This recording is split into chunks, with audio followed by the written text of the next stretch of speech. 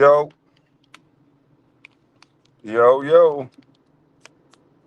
I thought I was gonna be able to do a simple little line, and it's always something happen. So I always got to go fix that something that happened. Let me get in front of you. 'Cause I don't want to deal with this truck. All right, how y'all doing this morning?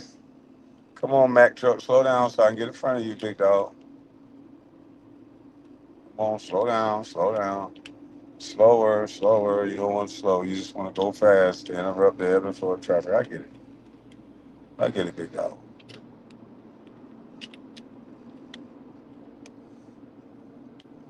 Man, these people drive like they slow, man. I don't understand these people.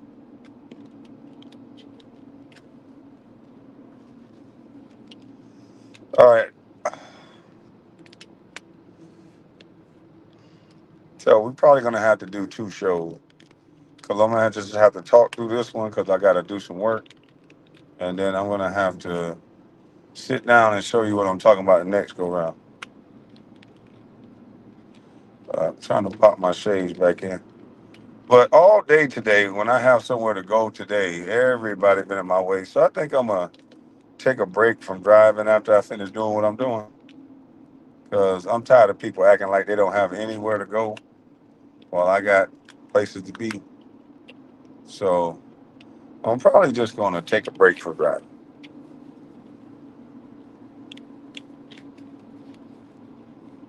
No, this ain't no pre-record. It's just me getting tired of these people. You can't go nowhere. I'm stuck behind this big dumbass truck. They both going slow. People don't want to speed around them. It's just like, God, this is aggravating. All right, finally. Can't pass the fucking dump trucks. It's amazing. But anywho, we're past them. But now that we are, God damn, these people getting on my fucking nerves. I got to get back to Atlanta ASAP. I got to get back to Atlanta. I can't be down here where motherfuckers don't got nowhere to go.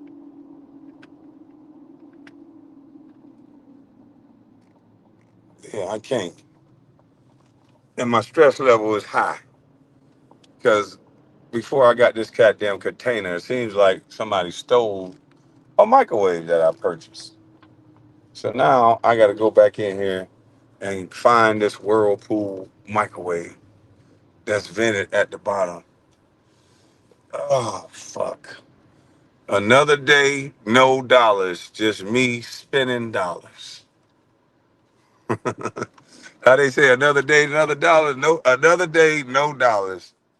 It's buffering. Why is it buffering?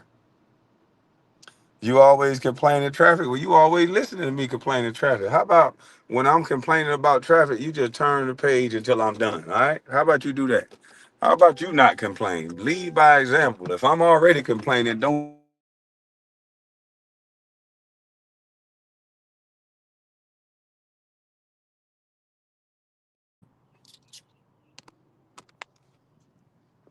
You niggas always trying to get somebody told while telling.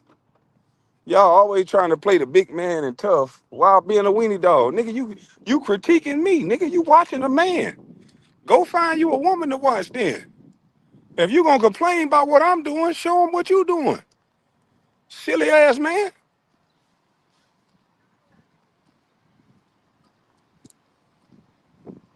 But listen here, man. This whole situation with Kenan and Gil, it's really sad. And that's really why I don't hang with a lot of people. Because a lot of people be undercover jealous. Because all what happened was a man gave Kenyon a compliment. Just like the same way Gil let that little weenie dog Anton Daniels get on the damn live and disrespect the whole staff that day. So I don't know why people can't see it. How you doing? Trying to get a microwave. You have to walk down the street. Straight? And one aisle down. One aisle down, straight, one aisle down. Thanks.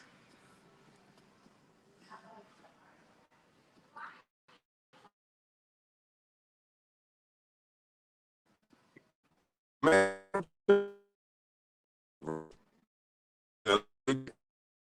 speak subject. There's a reason why he acted. Oh, excuse me. Microwaves. Am I going the right way for the microwaves? Whirlpool microwave. A little bit further down. Yeah.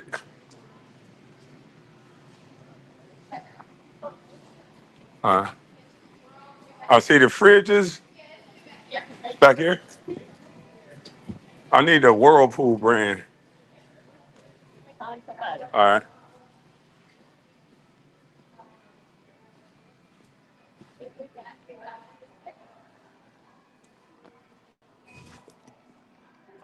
Y'all don't got one with a TV in it? No, I'm just playing. I'm just playing. That's I know they stole the one I bought for like $700. There's a Whirlpool one that was already vented. Somebody got it. That won't happen again. I got a trailer now for that.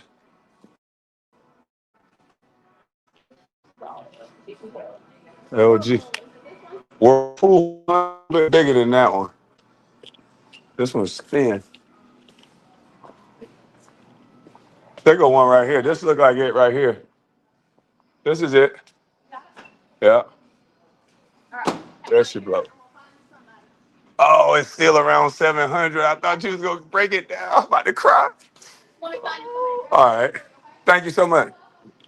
Man, this shit, another 700. Damn. I'm gonna slap that. I tell you, boy, this is why I just try to stay cool, man. People always doing something. And when you react, you go to jail. You react to people doing something, you go to jail. So I'm trying not to react. I'm trying to just keep it moving. I hear you. You hear me? I hear you. Oh, what's up, brother? How you doing, buddy? Good to see you. I'm trying to get this Whirlpool microwave from you. Somebody just stole the one I got, and I got guys ready to put it in. Yeah, this beautiful thing right here. I don't know if we have this one. Oh, please don't tell me that. Let's. No. What are you? About 6'10", 6'11"? Almost 7 foot, 6'11", 7 foot. Yeah. You said a picture of the white guy on the basketball team. The seven. Oh, for the games? Well, just yeah, he's 7'9" for the Gators. If that's what I'm talking about. 7'9"? 7'9". Yeah, he regular players look for.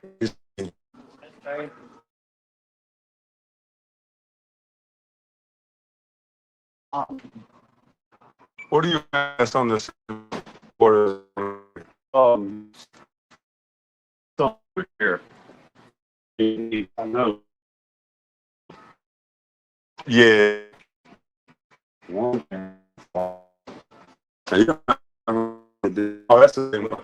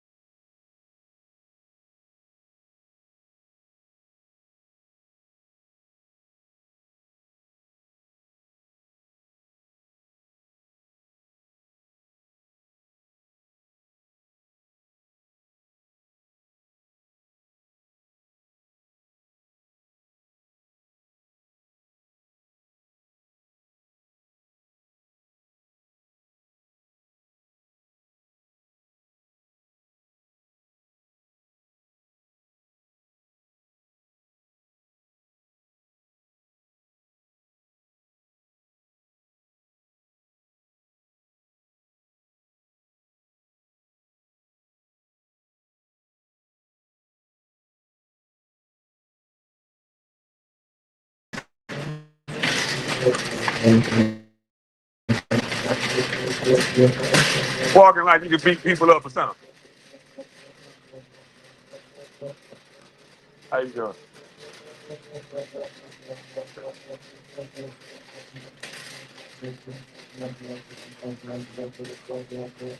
Sitting here walking like she can fight.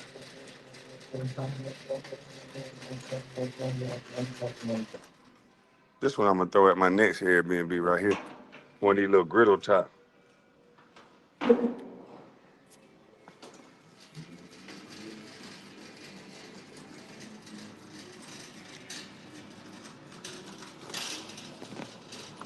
That's wrong line.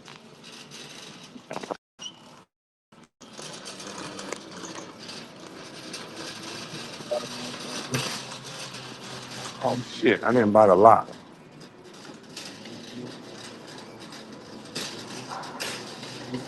Excuse me. You know where I can get a big lock from for a steel container? Fog locks? Yeah, one of those nice locks. I think that will be now 14. 14. Thank you. All right.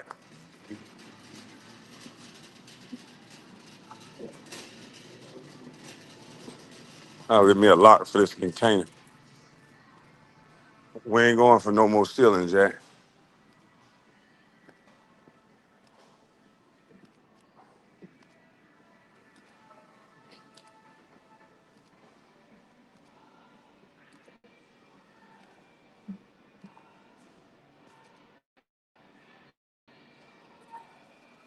There you go. Look like locks on this out. 7 foot. Locks.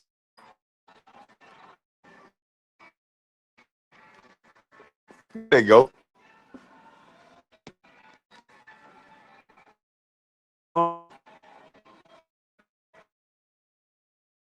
That ain't need.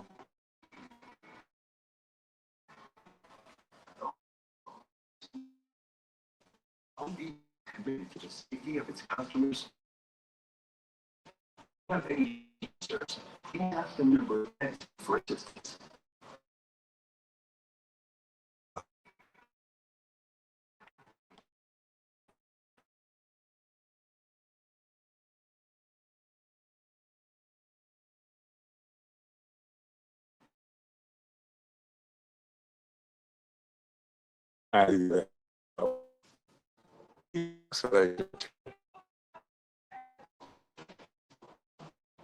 I never thought Home Depot selection to be this terrible. Bro, I'm talking about Gil for like a week, but I put his name in the title and you still came over.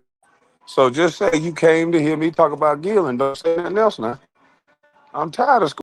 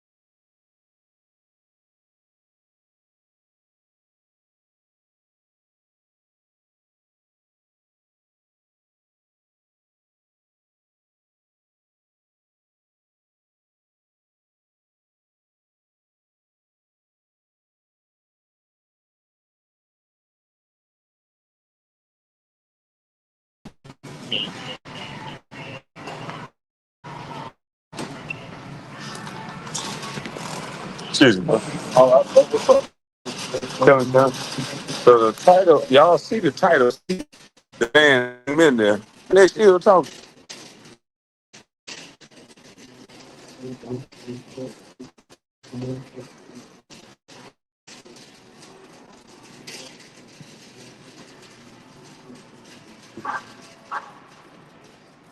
Hey, how you doing?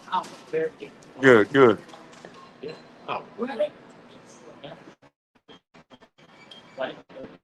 And put my pro number in.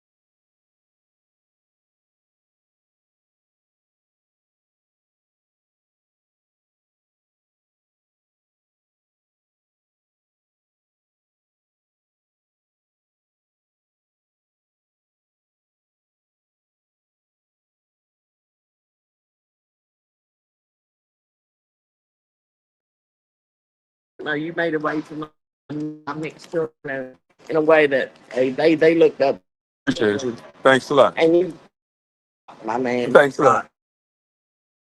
All right, thank you. I'm Nice. following. Okay, okay. Thank you. Yeah.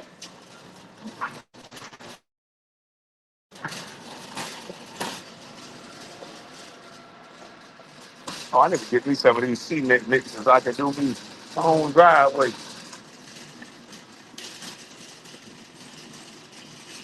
Yeah, man. She just said thank you.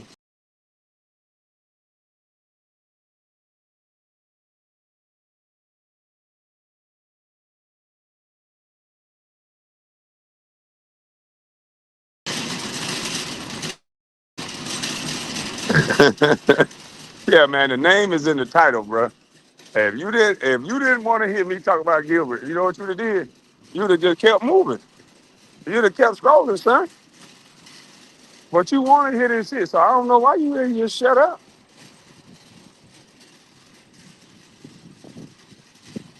But listen, man, it's a simple thing, man. Gil is on video saying that junkie editor is the only one that believed in him. You know what he meant by that? That junkie editor is a troll.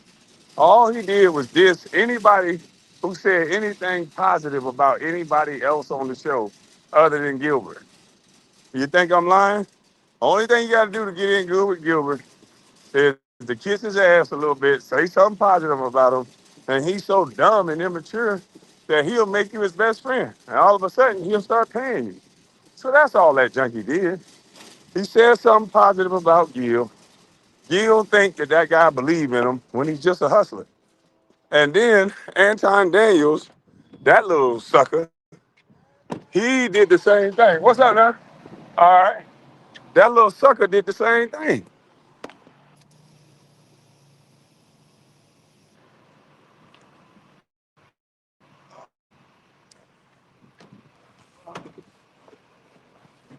Don't break it. All right. He talked all this big bank, take little bank talk until Gilbert Arenas came on the panel. Then when Gilbert Arenas came on the panel, he talked all that. You the greatest. You the greatest, Gil. He said on the panel in front of Gilbert Arenas. He said, now I want y'all to go get this audio. Cause I'm gonna play it my next live. I thought I was gonna be able to play it this live until all that happened. I might still be able to play it. But he told Gilbert Arenas that you're the superstar of the show. The rest of these guys are Neanderthals. They wouldn't be able to make it without you. They nobody without you. That's what Anton Daniels said. So what would make Gilbert Arenas allow people to talk about his teammates that way? People that's helping him make money. He's a jealous-hearted ahi tuna. You can't talk about my homies around me. There's no way. I'm gonna say, look here, player. You're gonna have to say that with that person present. I'm not sitting there quiet talking about while a nigga dissing everybody on your show. That man say, these guys, they nothing without you. You the one put it together. These guys are a bunch of Neanderthals. Kenyon Martin is a fucking Neanderthal.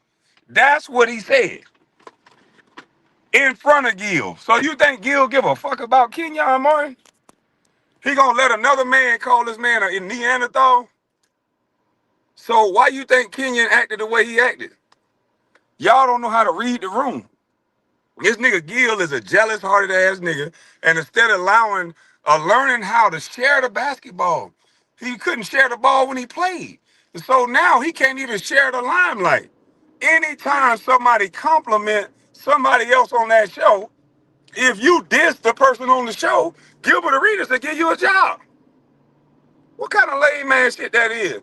You gonna give a dude a job that's dissing the person that's helping you. You telling everything about these guys' information. Oh, they only get paid, once a week. They only getting paid $2,000-3,000 a week. Me and Josiah getting paid. This is what you texting Ceno, fool ass boy.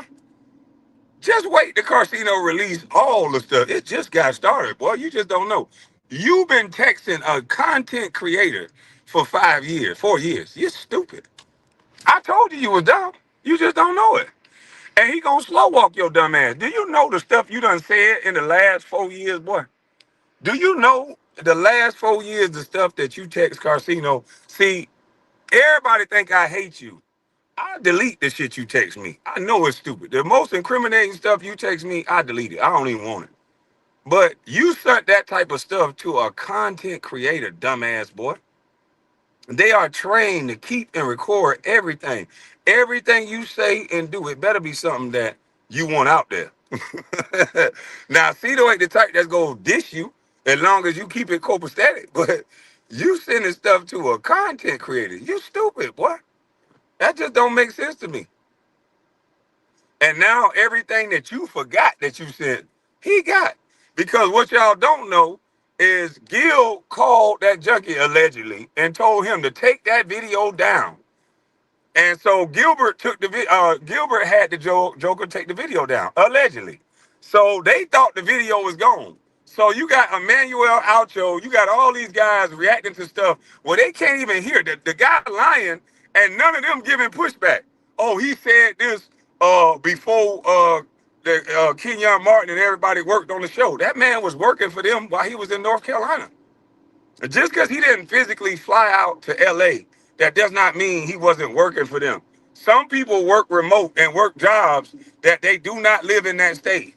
They just work remote. So yeah, nobody want to hear that. Plus, number two, y'all are saying that he reacted to a video or reacted to the comment section.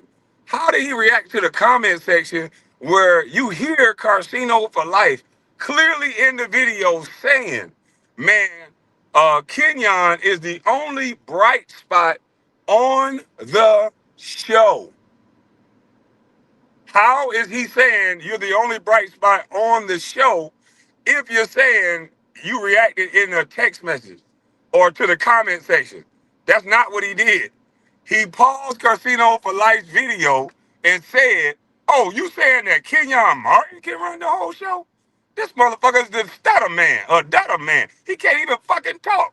He was reacting to a video. What we do on YouTube is that we react to videos. And he reacted to a man just saying nice things about the show. And the nice things he said just didn't happen to align with what they wanted to hear. This guy and Gilbert are like this. I don't know if they butt buddies. I don't know what's going on. But he heard what Carcino said. He said, Gilbert Arenas, you should talk it less. You yell too much and you argue and you're not making it for a good show. And so his suggestion was for Gil to talk less. And he got upset by him saying that and thought he was giving him hater advice. So he dissed Carcino, he dissed Kenan Martin because of it. You don't diss Kmart because of something somebody else said. That's weak, lame shit. What are you dissing Kmart for because somebody gave him a compliment? That don't even make sense.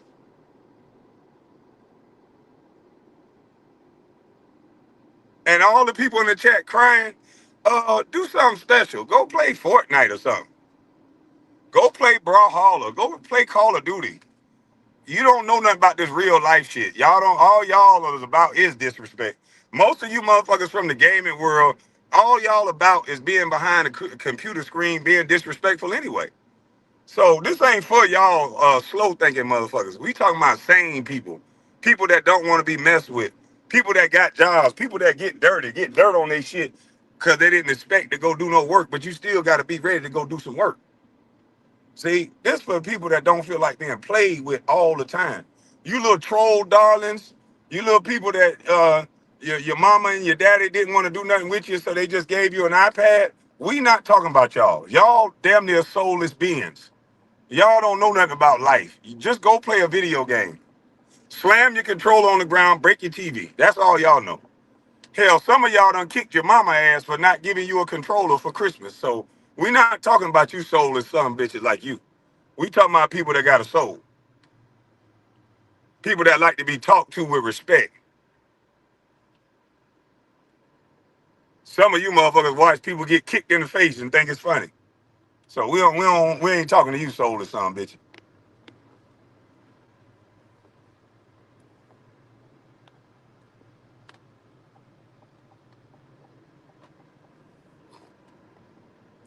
And if you ain't over 40, your bones ain't done settle in yet. You ain't got that don't play with me no more bone. See, when you over 40, you gotta, man, I don't feel like playing with your motherfucking ass bone. Yeah, that bone grow through the middle of your back. Some people get it early. I got mine when I was about 25, 26. I just got tired of playing with people. I don't give a damn no more. People were telling me all they problems my whole life, so I don't got time to play with nobody. I don't got time for it. Now, Gil and that junkie, you guys need to be honest. Stop running these narratives. Stop trying to make Kenyon look a certain way. All you two stupid Winnie dogs had to do was be honest from the jump. That's all you had to do.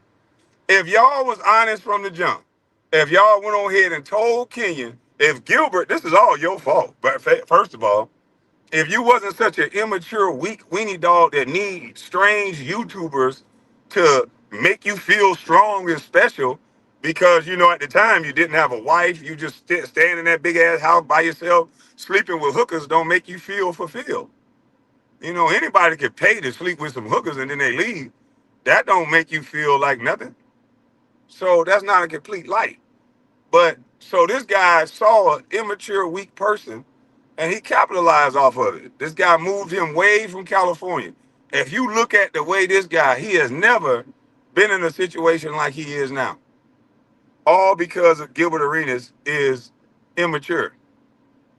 And now Kenyon Martin is feeling like, okay, this ain't got nothing to do with being sensitive. It's just, nigga, if I knew you talked like that about me in the get-go, I wouldn't have put no money in your pocket. I can feel where Kenyon come from, nigga. It ain't about the fact that you said what you said. It's still fuck you that you said what you said. But nigga, you done been around my house. We done shared moments where I thought you was a friend, nigga. I done put money in your pocket. You done met my people. I wouldn't have done none of those things had I known what you said. And the fact that Gilbert kept him from that, that's lame. You got to let a person make a decision. Y'all came and tried to tell half of the information. Y'all came and tried to tell partial truths. Oh, we just want to apologize. Apologize for what? Oh, I said some stuff about you. Nah, you don't want to say that I said something about your disability. That's what you should have said. Hey, I picked on your disability. That's what you should have said.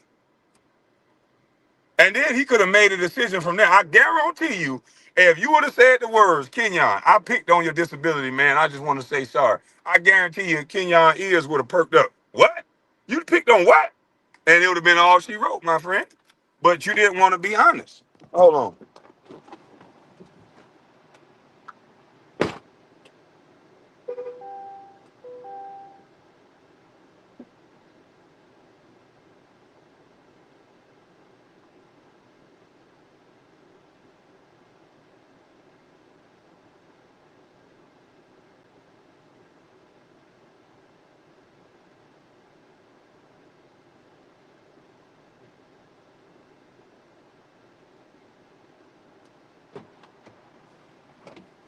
Ah. Oh, man, my fucking knee. I just hit my knee. But yeah, man, if all he had to do was be honest from the get-go. And the fact that it's that hard to be honest with somebody. I can't be around no nigga. If you, it's okay to wrong a man, right? It's not really okay, but people gonna wrong each other. People gonna be wrong at some point. It ain't about that part as much as about righting the wrong. Don't sit up here and lie about something that you know you lying about.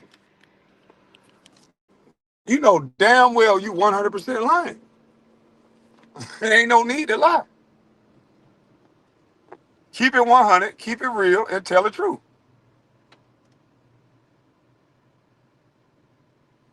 Kmart played the video and to him. If they would have did that, if he would have came up to Kmart and said, look, man, I want to show you something, man. This is what I said. I apologize for this, man, but I want to show you this. No, that's not what he did. And what he did was, and this is why the police always get on the motherfucker ass that try to cover up their tracks like that. What he did was he deleted the video, thought that it was gone, but Ceno, aka the black hole, had already screen recorded that part.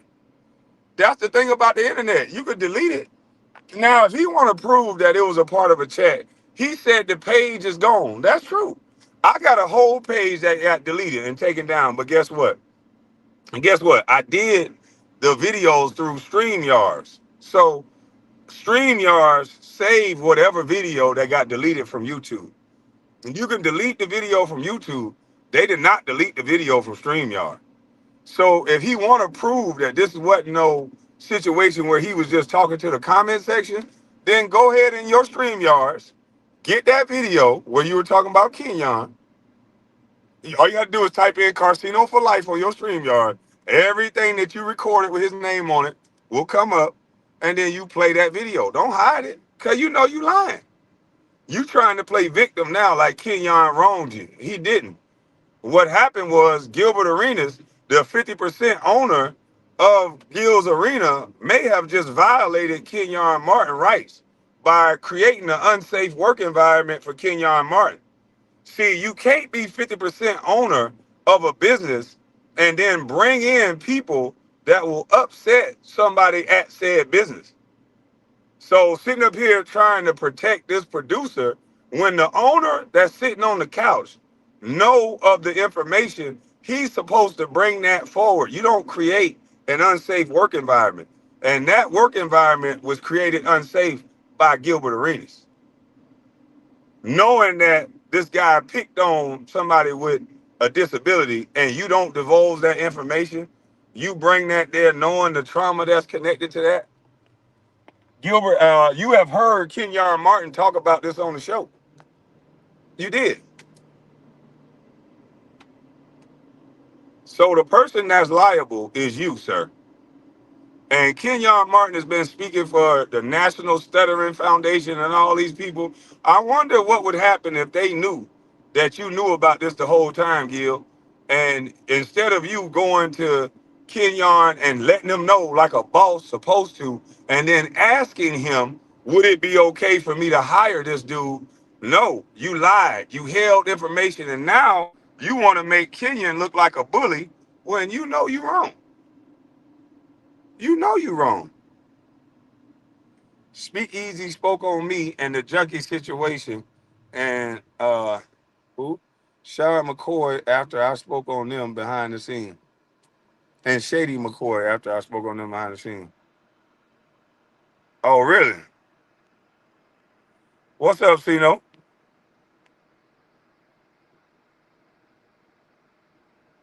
Yeah, employee pick on another employee about their disability, and the owner know EEOC. This is an EEOC claim right here, buddy. Gilbert Arenas is a 50% owner of this company. He knew all about this the entire time.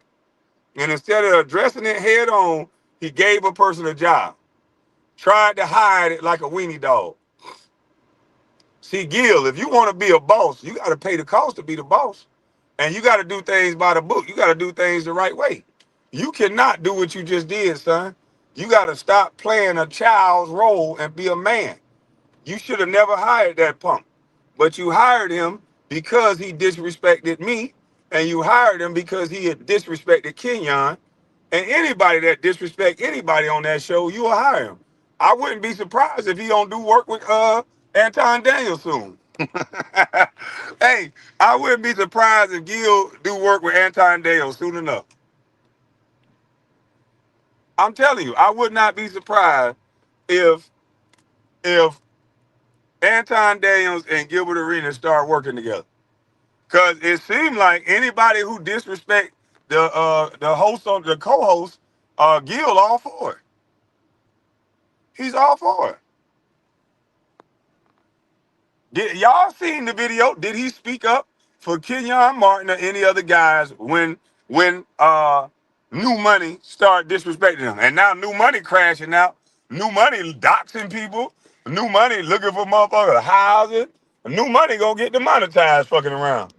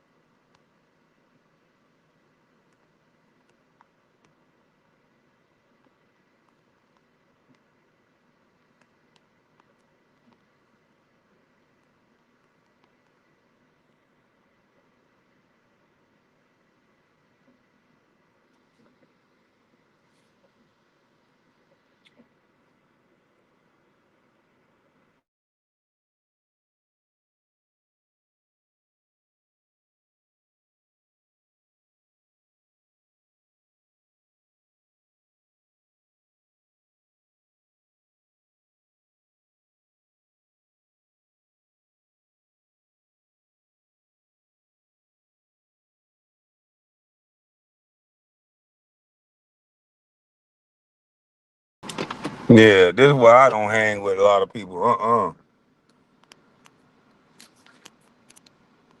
Being a junk part of a protected class. Sugar's not getting fired. Y'all need to get over it. Who care about him getting fired? That don't mean nothing. At least people know who people is. That's what you care about, whether somebody getting fired or not. We don't care about none of that. We care about the truth. And the truth is what it is. Why you so worried about somebody getting fired? Ain't nobody said nothing about nobody getting fired. We said that nigga lied. That's all the boy do is lie. All right, I'm back. Somebody called me. I dropped the link. Yeah, this ain't about none of that. This about the boy flat out lying. And when you lie, the motherfucker gonna come back and show the truth. Especially a motherfucker that don't like you. And nigga, you hired a dude to talk about my mom and my family. Nigga, you got me fucked up. This same junkie just flew to Brunswick to interview somebody. They supposed to be having a documentary out on me. So don't tell me what to talk about just because Gil hiding behind the scenes on what he do, nigga. I don't hide about what I do. I talk about you straight up. I don't gotta hide nothing. If I'm gonna talk about you, I'm gonna talk about you. I don't hire no junkie to go do nothing. Nah, I don't hire no junkie. I'm hands on. You get a Rico hiring somebody, they trying to save that junkie because if that junkie get exposed, the former teammate gonna get exposed. But you know what happens in the dark will come to the light. Yeah, but it's gonna get exposed anyway. It's on camera 2 times the disrespect. The man ain't step up for Kenyon Martin when that nigga called him a Neanderthal. He right there talking about, uh-huh. This man trying to come up with an unauthorized documentary that begging me to be in it when I don't like you, stalkerish junkie. I don't fuck with your kind. And I don't change up. I'm not changing up. I don't fuck with you. Period. All this fake ass kumbaya and people try to do. Nigga, we ain't made to like everybody.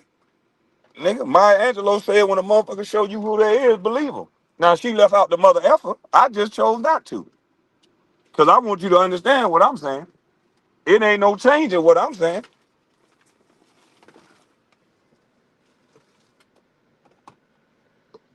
Yeah, I'm settled in, locked in. Somebody was in the back chat and then they did. Who was that? That was Ceno? Let me drop the link again. Let me drop that link again. Yeah, ain't no change in what I'm saying. I'm locked in on it. It's a no-go for me. Kmart don't gotta be tough, bro. Why is this about being tough and not tough? This is about right and wrong. This ain't got nothing to do with being tough. You can't talk about my people in front of me. I ain't that tight. You ain't finna belittle the people around me to big me up. I ain't finna let you say, "Oh, your brother ain't shit," just so I could be the shit. No, that ain't gonna happen.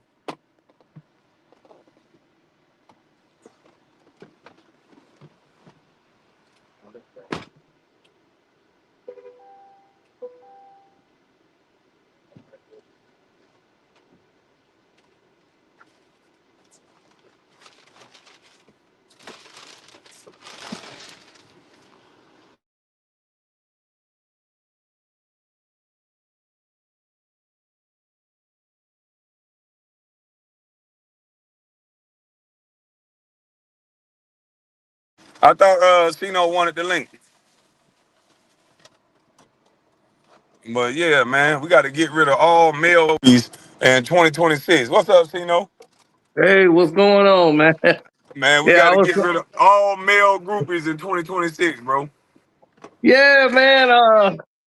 I had to tell you what happened, man, last night. Yeah, Uh, what happened? What happened? What happened?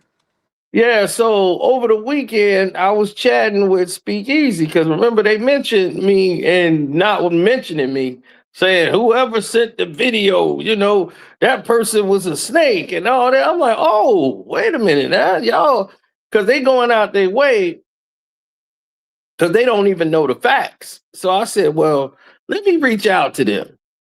So I reached out to Speakeasy. Of course, I talked to Manuel Acho. I didn't hear nothing from him, and talked to Shady.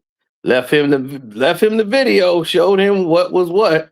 That I'm the one that sent the video in. If you want to, hit me up, we can talk about it.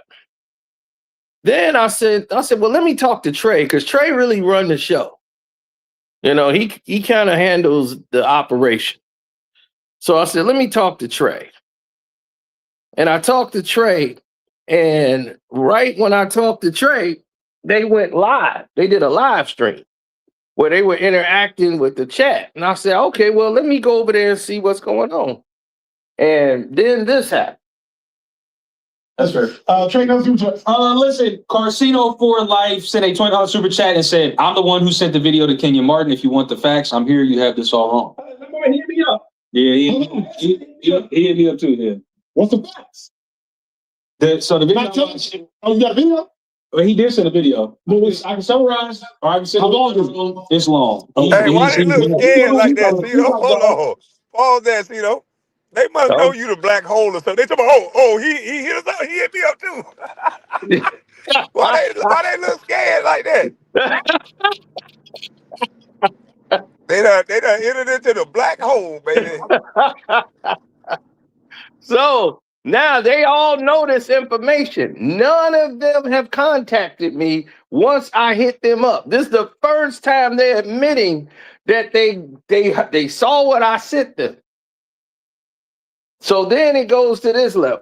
So I can get the Spark Notes. Get the Spark Notes. Okay, so the Spark Notes of the video. Hold on, for context. Yeah. Kevin Martin charged up a producer on the podcast, brought the producer out there, punked the producer, charged him up, all the things, emasculated the producer in front of a national audience, all the things. Yeah. And now the person who shot the video, sent the video to Kenyon Martin, he's in the chat. He's in the chat right now. I talked to Gil, yeah, and he told me the real truth. So let's hear what he got to say. But he's saying Gil had a cover up. So I believe the gentleman's name is Kevin. He sent a video to the page and a couple of us on the show, and basically the summary is him and Gil had some beef, I guess. The Kevin guy and Gil had some. He's, first of all, let me say, he's saying the producer is an editor. He's not a producer. He's just an editor. Okay. And so he goes on to say in like a 7-minute video that Kenyon Martin was sent the video originally. Yep.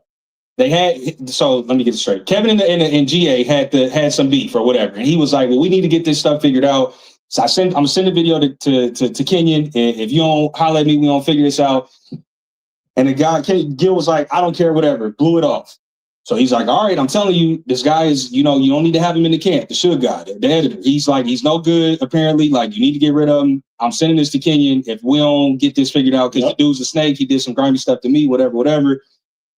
Gil kind of kept blowing it off, was ignoring him. He was like, Gil was basically like, I'm out of it. You don't want nothing to do with whatever's y'all beef y'all have is y'all beef. It ain't got nothing to do with me. Yep. So apparently the Kevin dude was like, all right, bet. Sent the video to Kenyon. Kenyon saw the video, then blew up about it. But this had going on. He's got like receipts with him and Gil exchanging messages from like 2024. Him and the editor exchanging messages from 2024. But he was like, he kept giving warning shots. I'm gonna send this video. It's gonna blow up. It's gonna be a big thing. He wanted the editor to get fired, and then he wouldn't have sent the video. That's what I gathered from the video. Like I said, he kind of wow, all these grown men chatting. This is like this shit showing all that, but. We gotta talk about this. This what we talking about. Yeah, just so fast.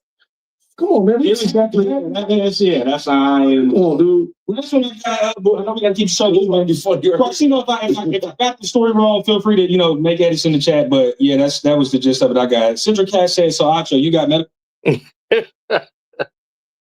So you see the go along, get along game, right?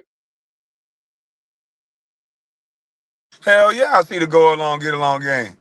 Why wouldn't they just play the video so everybody can see it?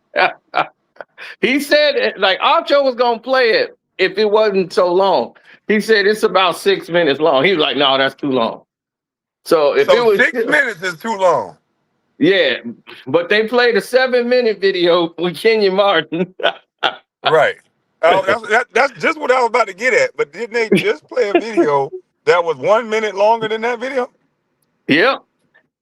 So what it is that they did exactly what I thought they were going to do. In my opinion, this is Gilbert and that production around Gilbert making sure they clean it up for him because he's the one that's making the money. They can't let this stick. They're trying to make it look like Kenyon is the problem because you can keep the show rolling if you make Kenyon look like the problem. Yeah, but see, they exposed something even bigger. See, Shady went and called Gil Once he found out, and I sent the information to Shady, he went and called Gil. That's why he started it right off with the negative tone. That's why what's all this? That's just chatty pat. He the one wanted to move on. TJ just learning about all this. So he the one talking about, oh, this is chatty patty stuff. He the one came in with this negative attitude to the whole situation right away because he had already talked to Gil. So he had already gave up the whole business right there. Because he was like, oh, he hit me up too. Yeah. Now that you know the fact, now that you know that I talked to Trey, now he like, oh man, he talked to Trey. Then he like, oh man, tell him to hit me. I'm like, dog, I hit you already. But then you called Gil. And then now your whole mind warped.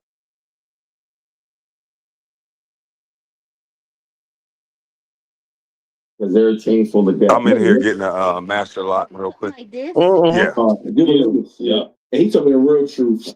He said, Gilbert told me the real truth. Shot the video. He's in the chat. He's in the chat. I talked to Gilbert. Yeah. And he told me the real truth. So let's hear what he got to say. But right there and there. You see, he told me the real truth. You don't even know what somebody about to say. How Gilbert Arenas gonna tell you the real truth? That's what I'm saying. How do they just make every statement he say just automatic fact? How is that the real truth? Gilbert Arenas told me the real truth. The real truth? I don't think he's ever told you the real truth, Shady. But they want to work with Gil at some point, so they're gonna accept what he says as the real truth, so they can get an opportunity to work with him. And then he talked about this chatty patty stuff. I'm like, buddy, if I wanted to get chatty patty, I would have told you what your friends in Hollywood and California say about you, Shady. But we won't go if we was gonna get chatty patty, because believe me, that was dirty what they did to Shady. Yeah, because I know about that too. So that was definitely dirty. Right. And I'm like, man, this is what I can't believe it. They be windmilling for the wrong people, because just like you said, it's all about who we like. But who ain't that way is Trey. He's not that way. That's a married man, family man, got a daughter. Me and him talked after the show. And he hit me back and was like, hey, thank you, man. I appreciate it. You supported the show and came up. And he brought that up to the show. I'm quite sure they're going to tell him, don't bring that up no more. Gil going to call, how y'all let that go up there on the show? Y'all should edit that out. They edited out the best part of the show, which was stupid, if you ask me. But yeah, that's what got Gil hot. Gil was mad. I'm like, but it's supposed to be your show, right? If it's your show. Man, that ain't his show. I told you. If it's his show, he can say, put that back in there. He up here whining to people on YouTube. See, man, they edited that on the show. That would have been 400,000 views. I'm sitting there listening to him like, well, 50% owner. Why don't you put it back up? Yeah. He know he can't, because I got your contract, buddy. You have no control. That's the thing about it. Like us as black folks, so many of us, we want people to be bosses so bad that we'll fall for the banana in the tailpipe. I really do think whoever his real bosses are and his owners are, they're making sure they pay to make him look like a boss. They're gonna give him a shit ton of money and try to pin him up against me. But the thing is, like I say, when I go around here to talk to these people, they talking to me. They ain't talking to nobody else. Ain't nobody making no decisions outside of me and the people I fuck with. So that's the difference between being a boss. It ain't about how much money you make. Being a boss come with decision making too. I don't know if you saw it this weekend. I did a video covering it, but this just the same thing happened to Pat Bev. Yeah, I was just getting ready to talk about that. He got in trouble, and these guys be acting like they lit. He got in trouble, and then next day, before the trial ain't even happened to figure out whether he gonna be guilty or not. He just got arrested. Yeah, and the thing is no, it's over with now. He was found not guilty and everything, no charges, nothing. So Stop playing. yeah, so he came back to work. He did a video and he explained the whole thing. He came back and was like, "Hey, man, let's get back to work." You know, the 3 months. It's been 3 months. They was rolling this show and all this, and then they was like, "Oh, did you talk to Dave?" He was like, "Talk to Dave." He's like, "What I need to talk to Dave for?" And he was like, "Mind you, this is me and Ron. You know, we did the show together." He was like, now he was doing the show without me, and now they won't do the show. So Dave called him Dave Portnoy, who owns the show, Barstools. They own it. It's their show. They just put Pat Bev's name on it. So now they tell him, hey, they want to do the podcast show right now. They like it the way it is now. They don't want to go back to the Pat Bev show. And he was like, wow, these are people I had in my house. I fed them. You know what I'm saying? He's like, I was really hurt. Like, I really messed with Ron. Like, when I was going through my thing, like, even for Christmas, you know, he didn't even call to say Merry Christmas. I was like, hey, man, Merry Christmas, man, to everybody. They weren't even returning none of my calls. And he's like, man, you know, everybody say I might be out of line and all that, but, you know, I'm a real dude. You know what I'm saying? Like, that stuff hurt me because I was like, dude, you know, you my guy. He's like, even though y'all did this to me, you still my guy, Ron. You know what I'm saying? I still ain't got no love lost for you. So when I called him up, I'm like, man, you couldn't even tell me the bullet that was coming for me? He was like, I just learned 15 minutes ago. I'm like, oh, I'm like, oh, they done did you dirty. They did you dirty. They took the show from him. The show was hot because of Pat Bev. So now Pat Bev is doing it himself, and he did episode 1 on his own YouTube page. It's like, you should have done that for 21 Jump Street. You didn't need them. You didn't need them to start your platform. Man, and why can't we? This should be a lesson. This should be a lesson. This is what me and you, that's 2 times, 2 examples that what we've been saying has been right. These guys get in trouble, which we all seem to get in some sort of trouble at some point. But the difference is, if I get in trouble while I'm waiting on my case, there's nobody going to fire me. The show is not going to stop. Same thing with you. This is our show. And so these guys keep substituting ownership and being an actual boss for that quick gratification of acting like you got money like that. That's crazy. And if you got money like that, just build it yourself. It may not look like you got a great show at the beginning, but just build your shit up. It's simple. And that's why the people out here are so confused because they don't know. And these people that got all the money, and it's just like the problem they talk about with the owners in the NFL, the owners in the music business, the owner in the movie companies. You keep running to them to just hand you a check and do all the work. You can't keep talking boss and ownership. It's my company. I do X, Y, and Z. Like Charlamagne them in the Breakfast Club. They sitting there crying about the Netflix deal. I knew that was a bad deal when they did it. When they signed the contract, it was bad. But it wasn't their decision. They had no choice. But that's the thing, though. People keep trying to turn the conversation. What's up, Bobo? People keep trying to turn the conversation into like we gossiping on them instead of the ownership conversation that we trying to have. What's going on with you? Exactly. And that's why Nipsey Hussle came to find me. I didn't reach out to Nipsey Hussle. Nipsey Hussle came to find me. He went on Twitter. He been trying to find me and contact me in every different way and form. And he got to me on Twitter, and I saw that. I said, wait a minute. Nipsey, is this really Nipsey Hussle? And I went there, and it was really Nip. And he said, I run my own social media. So if you see something posted on here, I did it. It posted by me. I run everything. My verified account is me. That's me. I was like, oh, okay, that's what's up. So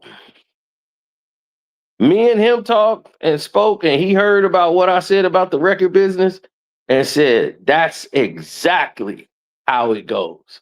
And what your plan is and what you were saying is exactly the problem. and where artists mess up from day one. And if we go that route that you was talking about, he was like, the industry gonna have no choice but to change because so many artists are gonna wake up. Whoever they try to sign to put in there as the plant ain't gonna work. You can push that all you want, it's not gonna work because they know who the real authentic truth is out here. The people gonna want to hear that. So he said all the mechanical royalties and all the rights. And you're right about that. People can sell 1 million records, and that's only $1,000 to the artist. They don't know that, and they don't tell them that. He was like, you was right the whole time. And since then, he told everybody, he told academics, all of these people, when he was promoting his album, the only person I listen to is my song and Ceno. They're the only two people on the YouTube I really listen to.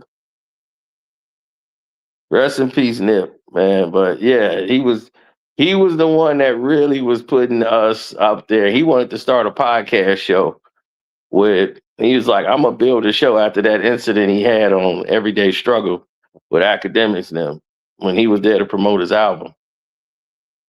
He told them flat out, he said, after he had that incident with them, he said, that's it. I'm putting together a podcast show. It's gonna be me, you, my song, and then this other girl that he knew was gonna be like the moderator or co-host. That's the way he wanted it to go. I'm sorry, that's my TV. But that's the way he wanted the show to go. And because of that, and I told him, all right, whatever you want to do, I'm down with it.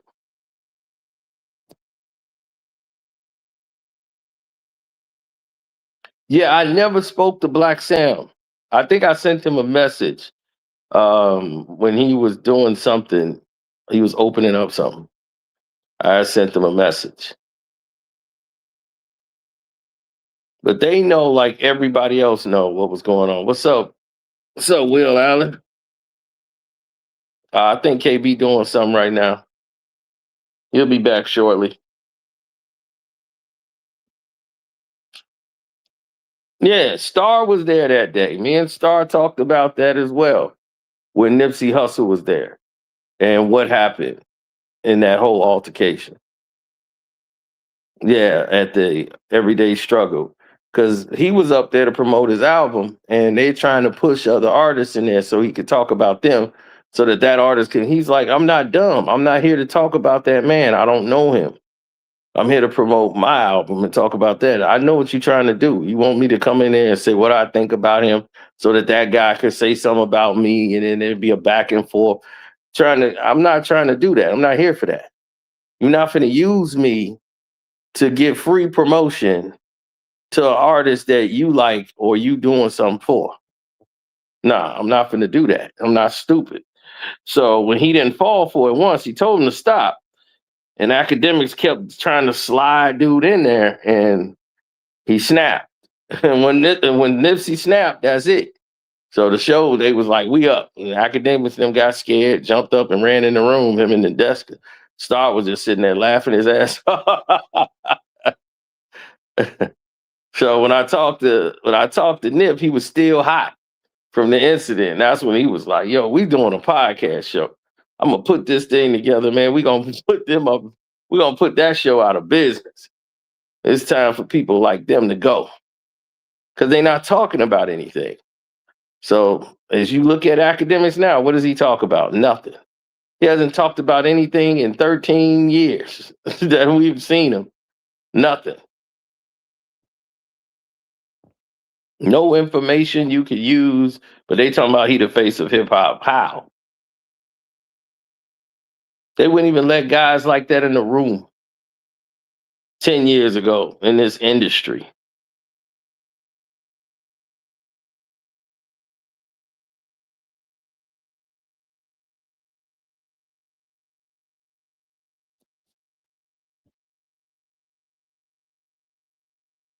Fake drill documentary. Exactly.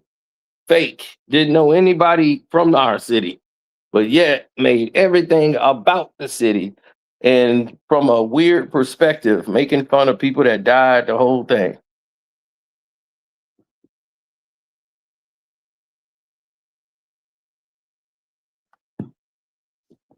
Oh, 100%.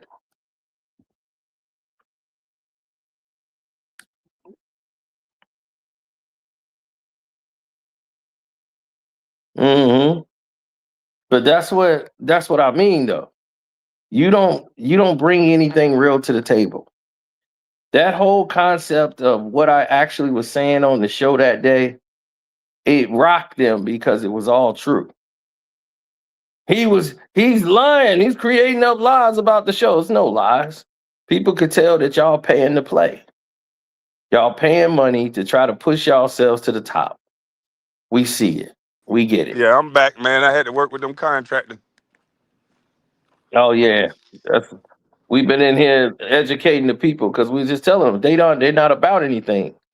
Mm-mm. They don't They, bring anything to the table that's worthy of anything. You look but you at know what Gil's they mad show. about? You know what they mad about? They want every black man to look like a play toy. See, I'm not a play toy. I got Hmm. men that I pay that's leaving because they work for me. And then this is my stuff. You know what I mean? When you a boss, you got your own stuff that you come in and you can control. You know what I mean? They Yep. got a bunch of grown men. The only way they make money is playing and joking and talking about other people. And that ain't what it is. That's not what it is. Good idea. Yeah, if I would have had this thing, they wouldn't have stole the microwave. But they can't get in this mother trucker no more. This is a good idea. Yeah, man, this that boss stuff that people need. That's what I was trying to tell them. We on the internet talking to that Gilbert Arenas thing. They always make Hmm. black men look like bosses while they're secretly owned by white people. And we try to have a real conversation while they try to make us seem like liars and haters because they don't want black people to wake up and be bosses. They want them to be little worker bees. Yep. That's all they want. They look for everybody to be in a simulation. Everybody to be in a simulation. Once you start talking about trading and coding, that's when they want to start shutting you up. You weren't saying nothing wrong about what was going on. If you'd have just kept yelling about everything, they'd love to promote that. Just let him, y'all, he's yelling and venting. But no, he's actually making sense. He was like, that's why we need to get into trading and coding. We need to get education back for these kids. They were, oh no, we can't have that. That's going viral. No, we can't have that.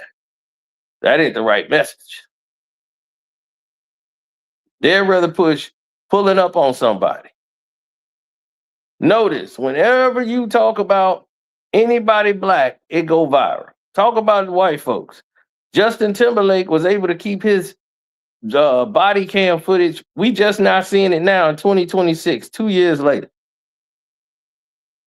He had his body cam footage of his DUI arrest. It was hidden for 2 years. Anybody else, it's on the streets the day they get arrested. Dylan Brooks got more money than Justin Timberlake, but yet Dylan Brooks' arrest is right on the street. He ain't even, I don't even think he was at home yet. And his DUI video is out there, so all his sponsorships, all of that's in jeopardy right away. Timberlake can say, hey, I got a tour coming up. This gonna mess up my tour. And they able to hold that, and he went to court to try to block it as long as he could. Until they said, well, no, we can't keep it.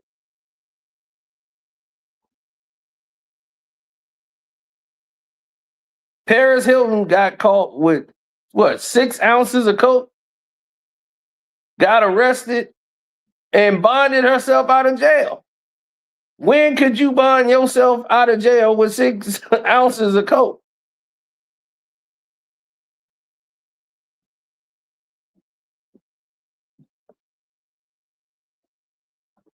Somebody said 8. 8 ounces, damn.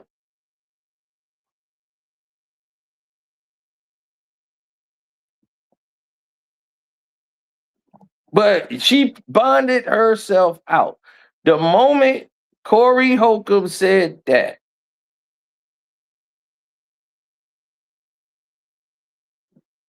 Well, Tay, that's what got my attention when they said that on Speak Easy. And that's when I said they don't have the facts to be talking.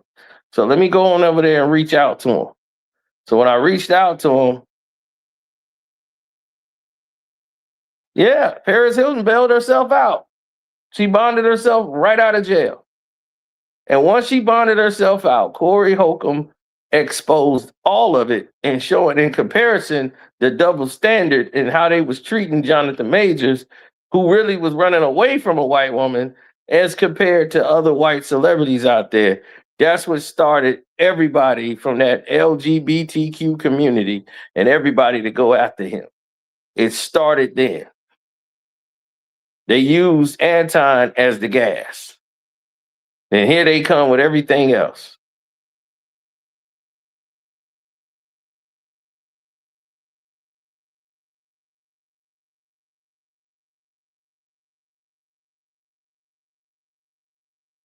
Of course, that's what they do. They want to get you caught in a situation. They go and use some random person, right? And that's what I'm saying. They didn't realize Gil orchestrated this whole thing. Behind the scenes, he was trying to say, that's between y'all. I ain't got nothing to do with it. But behind the scenes, it was all him. And then later he ends up revealing it's all him.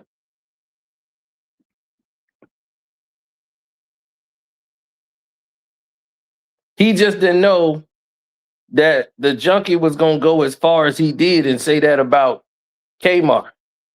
Once he heard that, it was, oh, hold up. I ain't know you was going to say that.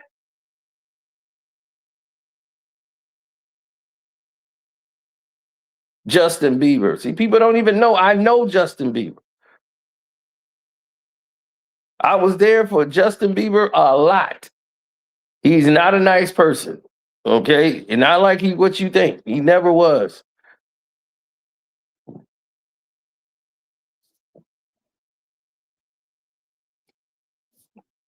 I talk about what happened with him and Usher on my Patreon. My Ceno for Life Patreon, it's on there right now. I'll tell you, I know exactly what the argument was about.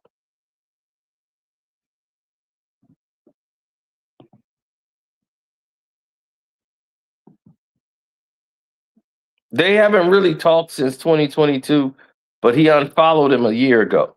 And it made Usher, it kind of pissed him off a little bit.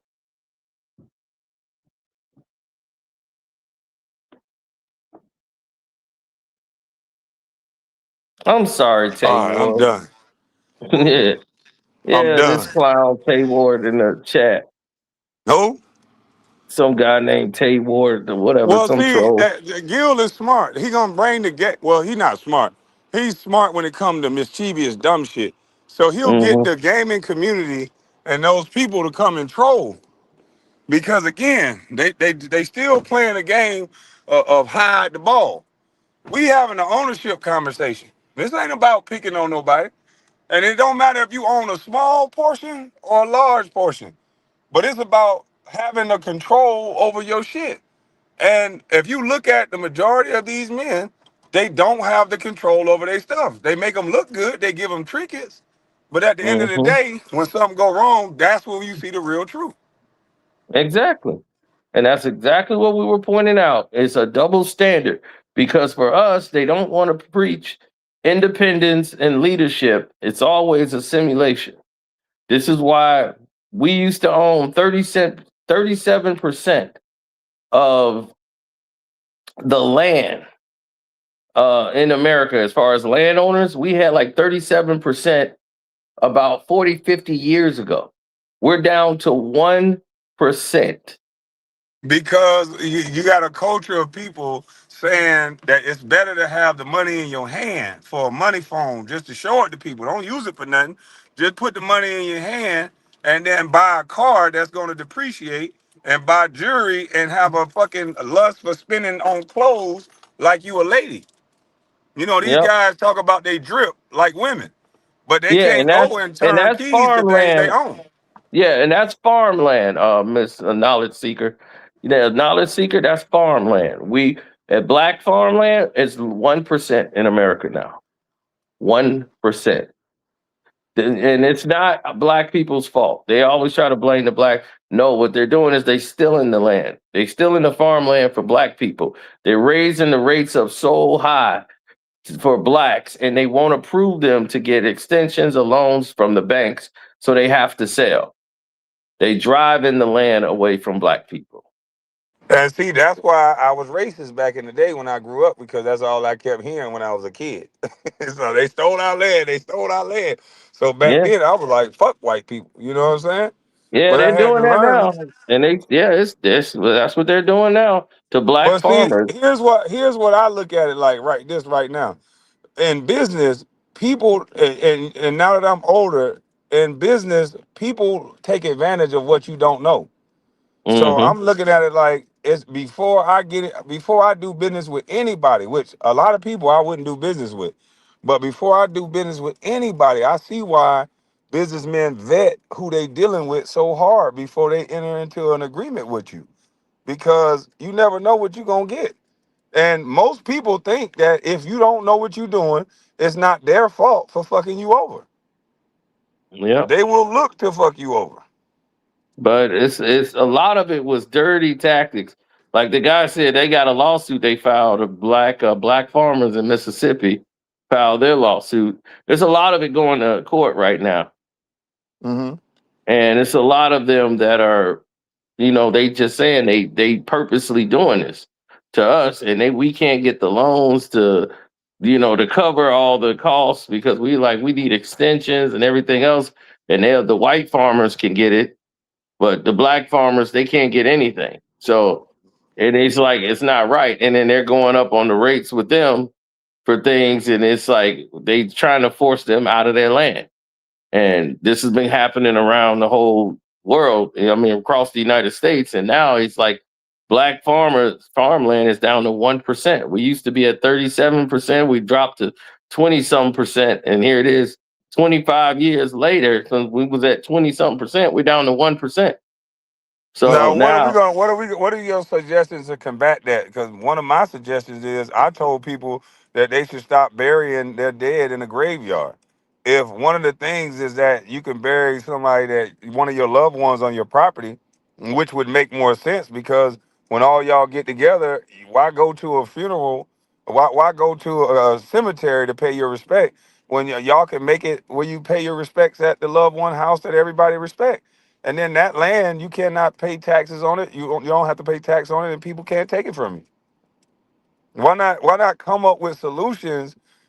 We got a drill culture that this kid's dropping every day. Why not everything we do? It just seems to be, I don't know. It's a way to go around people taking and doing things from you. And I think we go about talking about what's happening instead of going about giving the mindset that knowing this land is more valuable than you think. If we knew how valuable land was, it wouldn't be so easy to take it from us. You know why I know that? You can't take no nigga Chevy from them. Pull up in somebody's neighborhood and try to take their Chevy or take their Jordans. They putting that pistol on your ass. So why is it so easy to take land? Because they don't know the value of it. They don't oh know the man, value of that. yeah, you're right. They don't know the value of it, but like you said, it's small farmers versus corporations. You're right about that. But yeah, Somebody there's said somebody said they. ain't no burying their loved ones in the backyard, but you'll bury your loved ones on some land you don't know shit about. You don't know where it come from. And you don't even know if they still in the ground.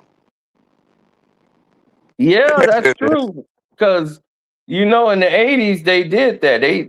They demolished a lot of cemeteries, and they moved the cemetery, so they moved a lot of the bodies because they sold that land to build a whole new residence on there. And they ended up doing poltergeists like that. There's one landowner, he didn't feel like digging up the bodies. He removed the headstones. And just like they ended up using that whole situation for the Poltergeist movie, when all the haunting and stuff went on because they had did that in this other, which was illegal. But the people was like, man, where's my family? They were still at that place. They had built houses and whole residence over that land, and they didn't dig up all the bodies. They like, man, that's too much money. Just remove them headstones and just, go on ahead and start the doggone project.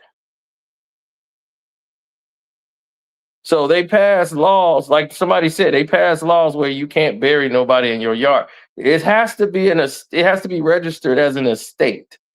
So you have to have. I was just about to say, what did he just say? As long as it's an estate, you can bury it. Y'all might not like Trump, but one thing about it, I don't gotta like somebody to see a blueprint that makes sense. That made sense. And another person, if you don't like Trump, Bill Cosby, but you might not like him either. But those two gentlemen did smart moves with burying their loved ones on their estate. So that was millions of dollars they paid for their property.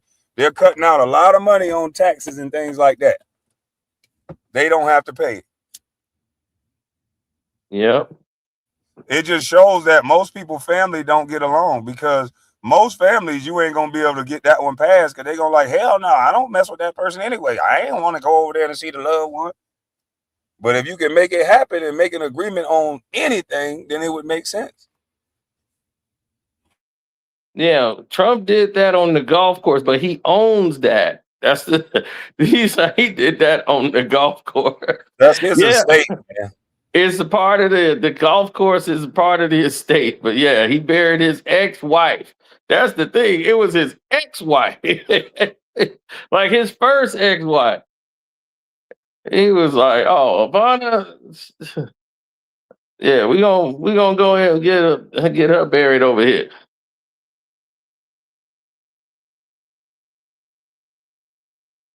Now, my friend, he owns a funeral parlor, so he makes a lot of money.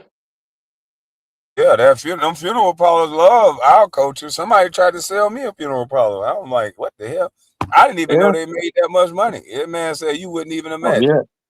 He's the guy. He's a pastor and he owns the funeral home. So he has all these older people like that go to the church. They're in their 60s, 70s, and they bring in the grandmas are in there, the aunties, and a lot of them started passing away, the grandfathers. So he just right away, as soon as they pass, they call him up. He come over there, go pick up the body, and get them right to the funeral home and start getting them ready. That's his job, and bombing them and all that. So he knows how to run everything. He all purpose, but he make more money at the funeral parlor. He do that same thing, and he got his pastor license, like you said. His granddaddy taught him that. Yeah, they get the pastor license. So he gonna have a funeral. He gonna get the insurance money from the funeral, and from the funeral and the whole funeral home. He gonna do the whole ceremony. Oh, he sell the casket. He sell the headstones. He sell everything. Yeah, and the suits. He actually had the suit, and he said, "Hey, man, out the insurance money." He was like, "Man, we gonna get him the best white suit there is."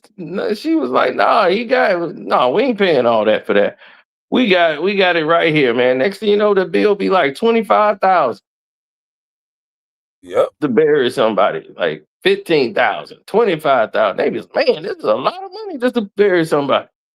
7,000-8,000 for a okay casket. Yeah, like above okay, but unless you want to put them in a wooden box for cremate them for 800, then you gonna pay a couple thousand for a good casket. Yeah, absolutely. So now we gonna you a hater, huh, Ceno? Oh, you ain't doing nothing right if you ain't got a hater. Yeah, they dubbed you a hater. Talk about you were just a hater. That's crazy, man. What am I hating on, and who am I hating? They want the whole world to be fake because they want that lie to stand. Like they want a success of, okay, Gilbert is still successful. He getting a paycheck, but that ain't what we was talking about. We were talking about that boss talk, and for them to call us a hater because we called that out, and on this situation for somebody to call us a hater because we saying, bro, you bringing around this guy around Kenan and all these other players based on dumb shit. Like, that's not a good enough reason to hire somebody because they trolling Kwame Brown. Exactly. Especially when you know their past.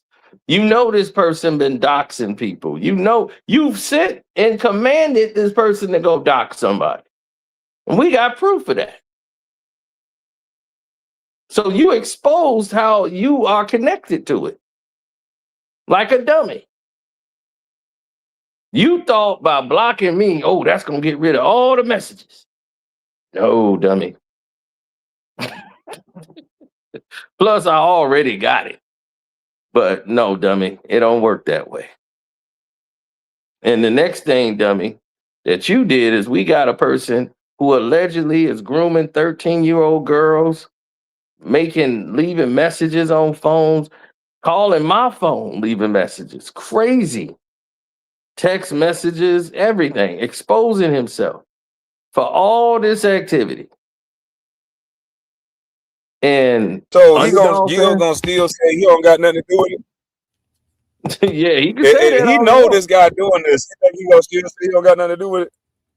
Oh yeah, I mean, he can sit there and claim that, hey, he talking about he ain't got nothing to do with it. Okay, I got your messages saying I'm gonna put the junkie and have him dig up stuff on your mama. Ain't that what you said, Gil? You was gonna have that junkie pull up stuff on my mama? I'ma play with you. Ain't that what you said? You got bad, said you was gonna get him to do it.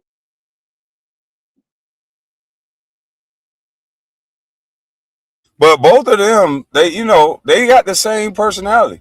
They believe they smarter than everybody in the room. They think they ain't gonna never get caught. And then Gil seemed to be good at getting people to pass around his messages, and for whatever reason, they just believe what he say as true. Automatic off the rip, they talking about Gil told the real story. Why? Because he said it. Yeah, exactly. He told me the truth. I'm like, did he tell you the truth that he wanted me and KB to be on the play was that playback or whatever playback thing? He was trying to get us to get our show over there. Did he tell you that?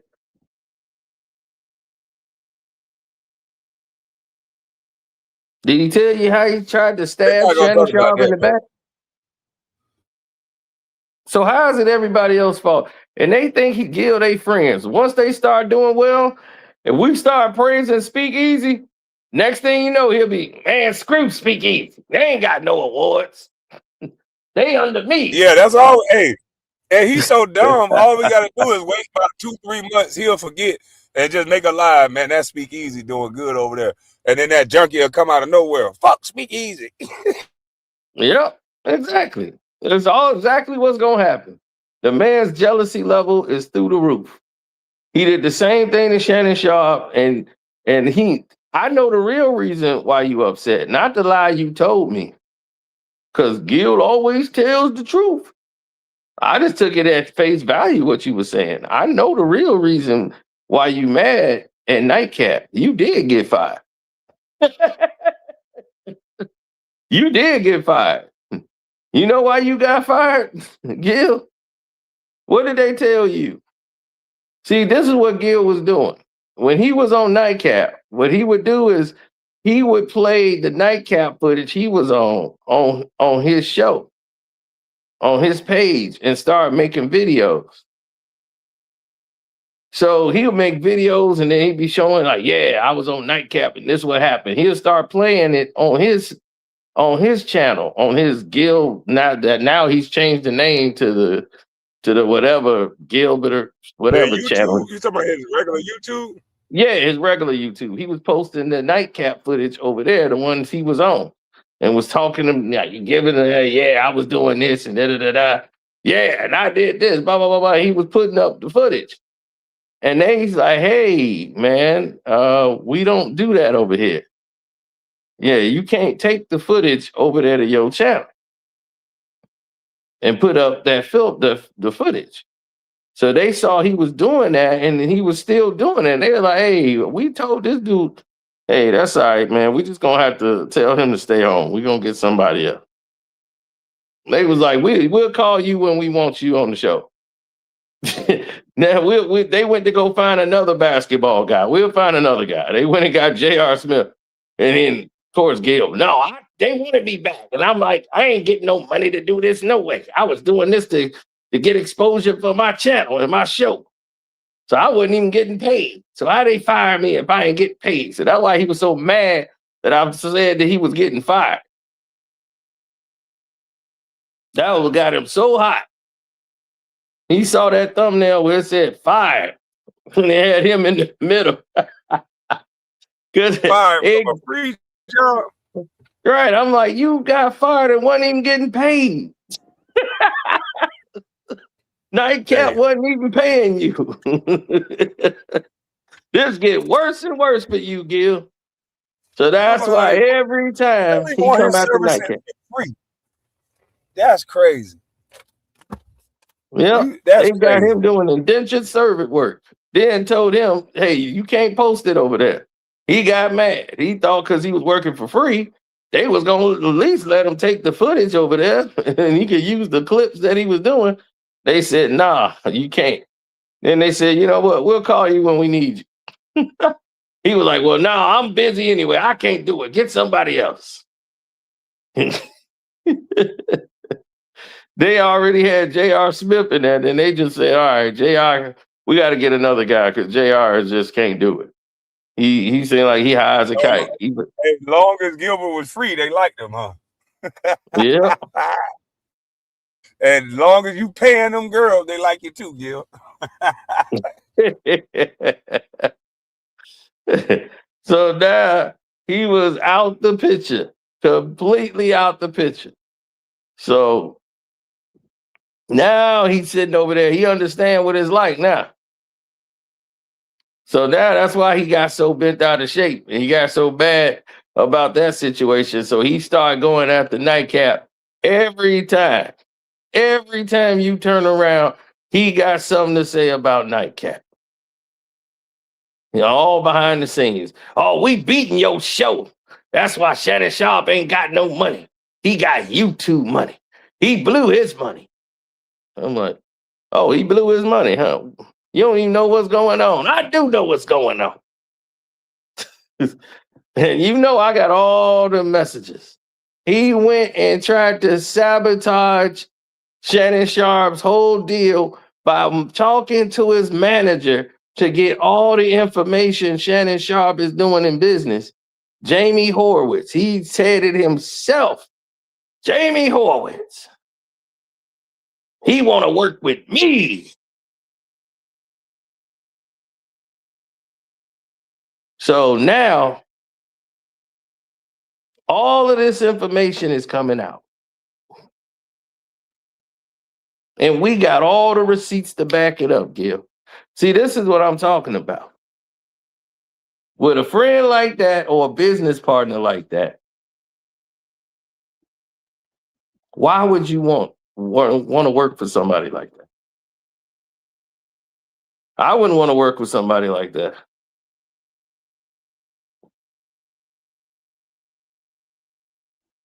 I damn sure don't want to work with nobody like that. That's why I didn't. Yeah. Because at any given moment, somebody say something positive about you, he'll be your biggest adversary. He'll be your biggest hater. I want somebody to celebrate me when I'm not around and just like, or don't say nothing. You know what I'm saying? I'm not going to, if somebody say, man, Ceno be doing this, man, he do this, I'm going to be like, I know, this motherfucker the black hole. But here's the thing. With Gil, it comes right ahead because he provides all the information. That's why I'm like, you provide all the information. And when you providing all the information, it makes it real easy for somebody to say, well, damn, you didn't gave me everything. So all you got to do with him is just point everything out that he's talking about. Because he gave it all to you. Because he's the guy that don't know how to be quiet. He the type that blows a deal right away from just opening his mouth.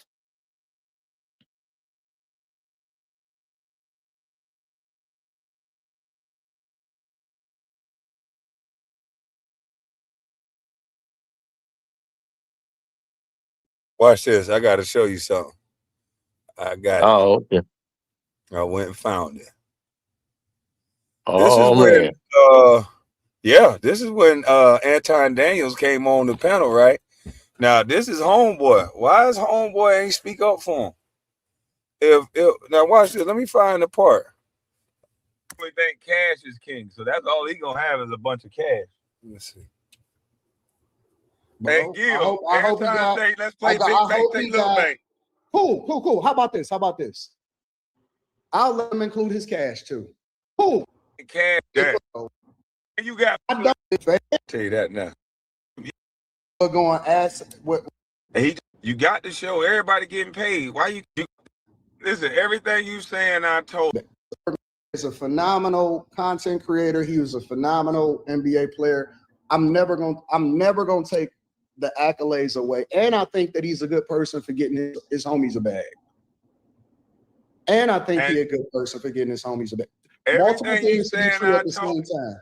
Listen, everything you saying, I told him, and I kept telling him, look, bro, just stop this silly shit. You trying to prove to people that you beating me and all this dumb shit, because you're gonna fuck up the bag for everybody around you. You got to show everybody getting paid. Why you keep fucking with me? Just do your thing. And I knew his. I shouldn't be a problem. I should be light work. I should be light work. Oh no, shit, no. No. I should be light work. Okay. There should not be any problem whatsoever. We're going in our brokerage accounts, seeing how much we got in stock, seeing what we got in crypto. You must ain't never watched Gilbert videos when he said he was broke and waiting on his check from Washington, standing in a hotel. You must don't know Gilbert. I'm not. I only watch the basketball stuff, bro. Oh, okay. Basketball stuff. Well, he ain't about to show you no brokerage account. I'm gonna tell you that now. I'll show mine. And we could put 100,000 on the line. Favorite charity, whatever. Damn. We could go. This is our version of big bank take little bank. So basically, wait a minute, hold on now. We got to get this on record. So I don't believe these niggas. Hold on, wait. No, specifically, you saying you got more bank than Gilbert Arenas? I'm saying let's go asset for asset, and whoever got the most in their brokerage account crypto, then that's gonna be the winner. Well, we already know you beat that. And we can put 6 figures on the line. Gil only think cash king, so that's all he gonna have is a bunch of cash. Bro, hey Gil, I hope he got, let's play Big Bank, take Little Bank. Cool. How about this? I'll let him include his cash too. You gonna let him include his cash? Damn. I'll let him include his cash. Hold on, Gil, you gotta hit the link now, dog. If he can combine his cash, his stocks. Man, Gil probably got $100 million, man. Gil probably got $100 million. Cool. Then that means I'm gonna lose 100,000 in. How he sent another dude up here to talk for him, man. His assistant is in the back chat. I don't give up. No, fuck that. Man, we don't want to talk to the runner, nigga. We want to talk to the boss. Get your bitch in the back chat. Has his assistant. No, we ain't talking to that nigga. I don't want to talk to nobody that ain't get 100 million views in a month. Yeah, he the worker. We ain't talking to him. I don't want to talk to a nigga if you haven't done 100 million views in a month. I don't want to talk to you. Hey, Gil, hit the link, bro. I ain't did 100 million views in a month. He was talking to me. Now, this is where he was playing Big Bank Take Little Bank with Gil. Yeah. And then he gonna switch up on Gil. He gonna switch it up and start talking nice. Yeah, once Gil came up there. It's Big Bank Take Little Bank time. He sat there assisted back here. I had to take a picture of this shit. This nigga is really now. The fans done took the bite out this boy, man. Hey, Kwame, you got my phone number. I'm about to get some head. Hit me up. Y'all hear this new money nigga say he about to get some head? Yep. That's King Aurelius there. That's King Thaddeus. Man, that's crazy. King Thaddeus. Hey, look, hey, Gil, I'm going on mute. You heard what I said. So as soon as he talked about head, here come Gilbert. Get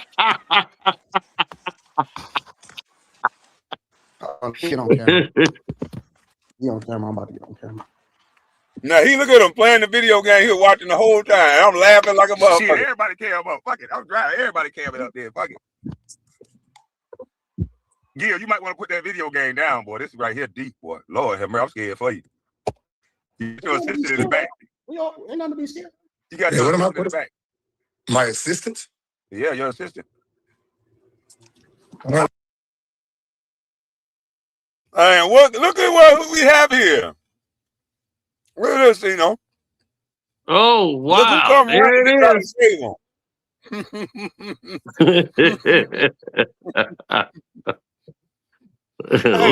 Looky. Why do There this it is. boy keep showing up for Gil everywhere?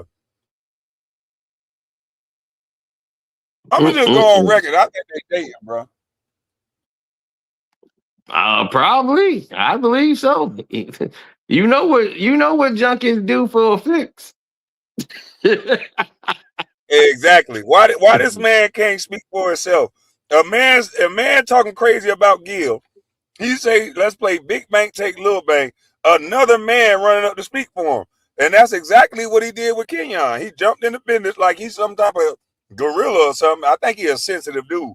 If you talk about his man, he come running, boy. Yep.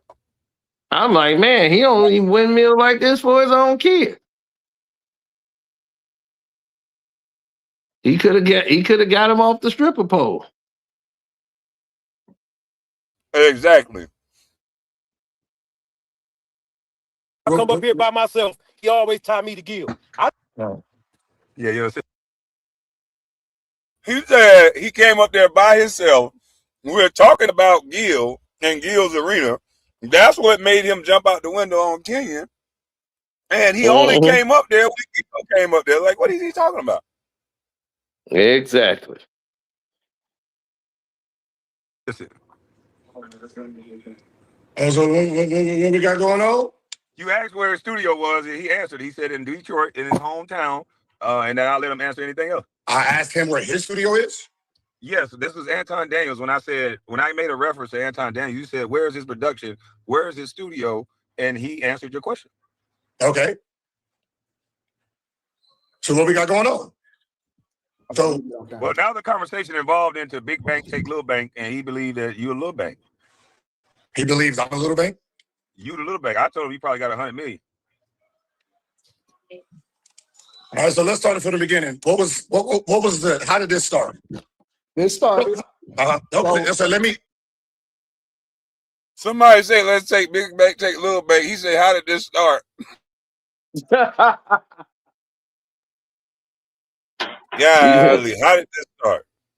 Yeah, Gil I just probably told him know, how it damn, started. I might not win this. Right. That nigga stayed quiet. He said, let's take Big Bank, take Little Bank to a YouTuber, right? That man say, how did it started?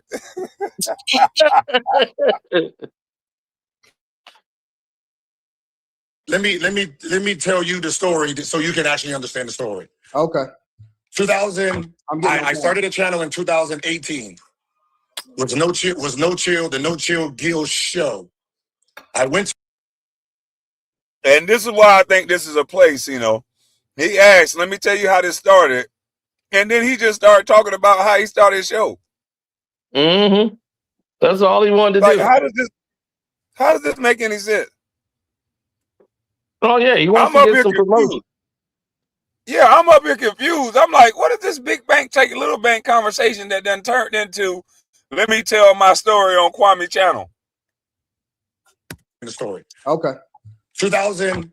I started a channel anymore. I kind of was gone. Hold on, let me turn this off. Hold on. I'm up there like, what the fuck is this? I'm up there confused as hell. I'm like, what the hell is this? Where's the Big Bank take Little Bank conversation? Yeah, where that go? Man, no. So he can understand. Big Bank take Little Bank.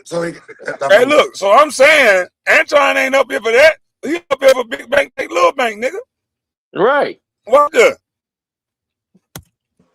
Hold on, let me turn this off. Hold on. Let me quit. Man, the Anton ain't come up here to hear you tell No. So he can understand. Big Bank take Little Bank, so he trying to hurry up and talk over me so he can tell his story. Mm-hmm. Yeah. Okay. All right. So the channel that I had, I'm beefing with Kwame show together.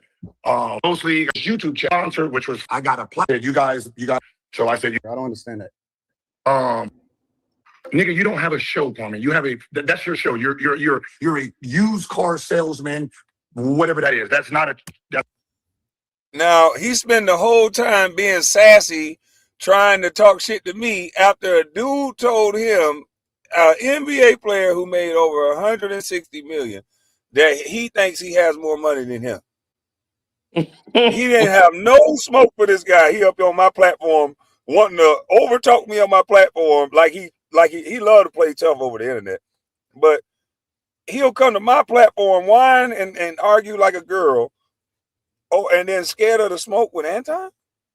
I think this was a play. Scared. Gil, we saw them pictures on that floor. I don't think you were holding like you say you was.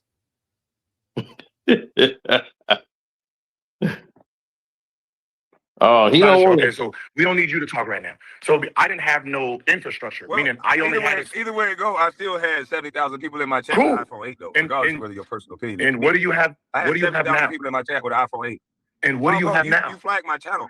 Again, what do you have now? What is the? Oh man, what is the substance of your channel? We got to stop all this over talk. We got to stop all this over talking this shit. Okay, we got to stop that first.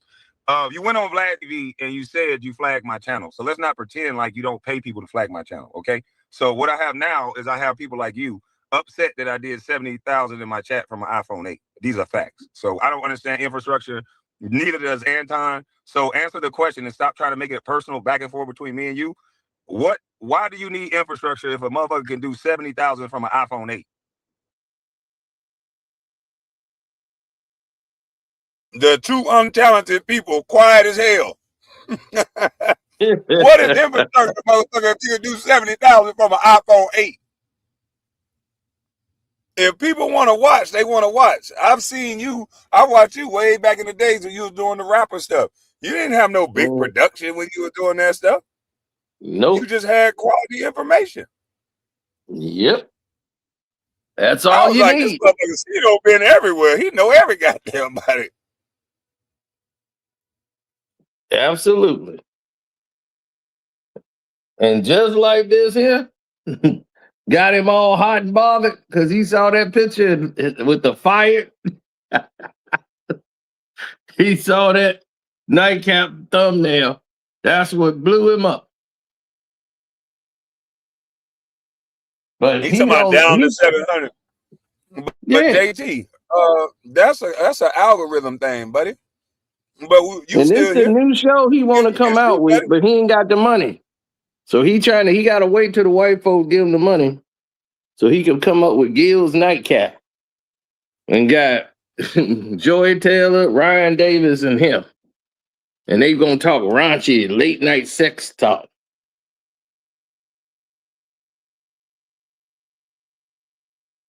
They got the money. He just don't like to spend it. Oh, no. He want to spend it on a junkie. He want to get the junkie money.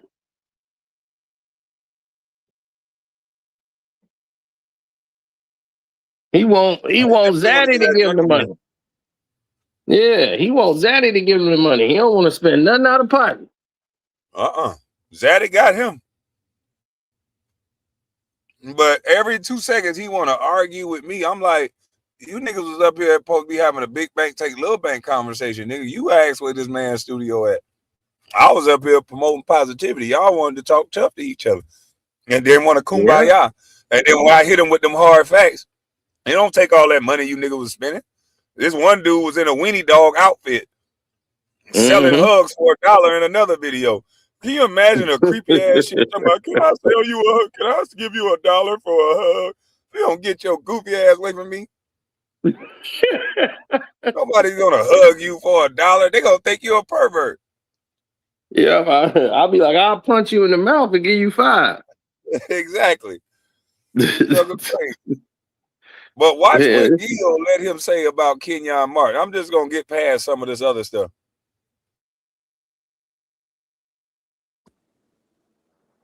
To mute me.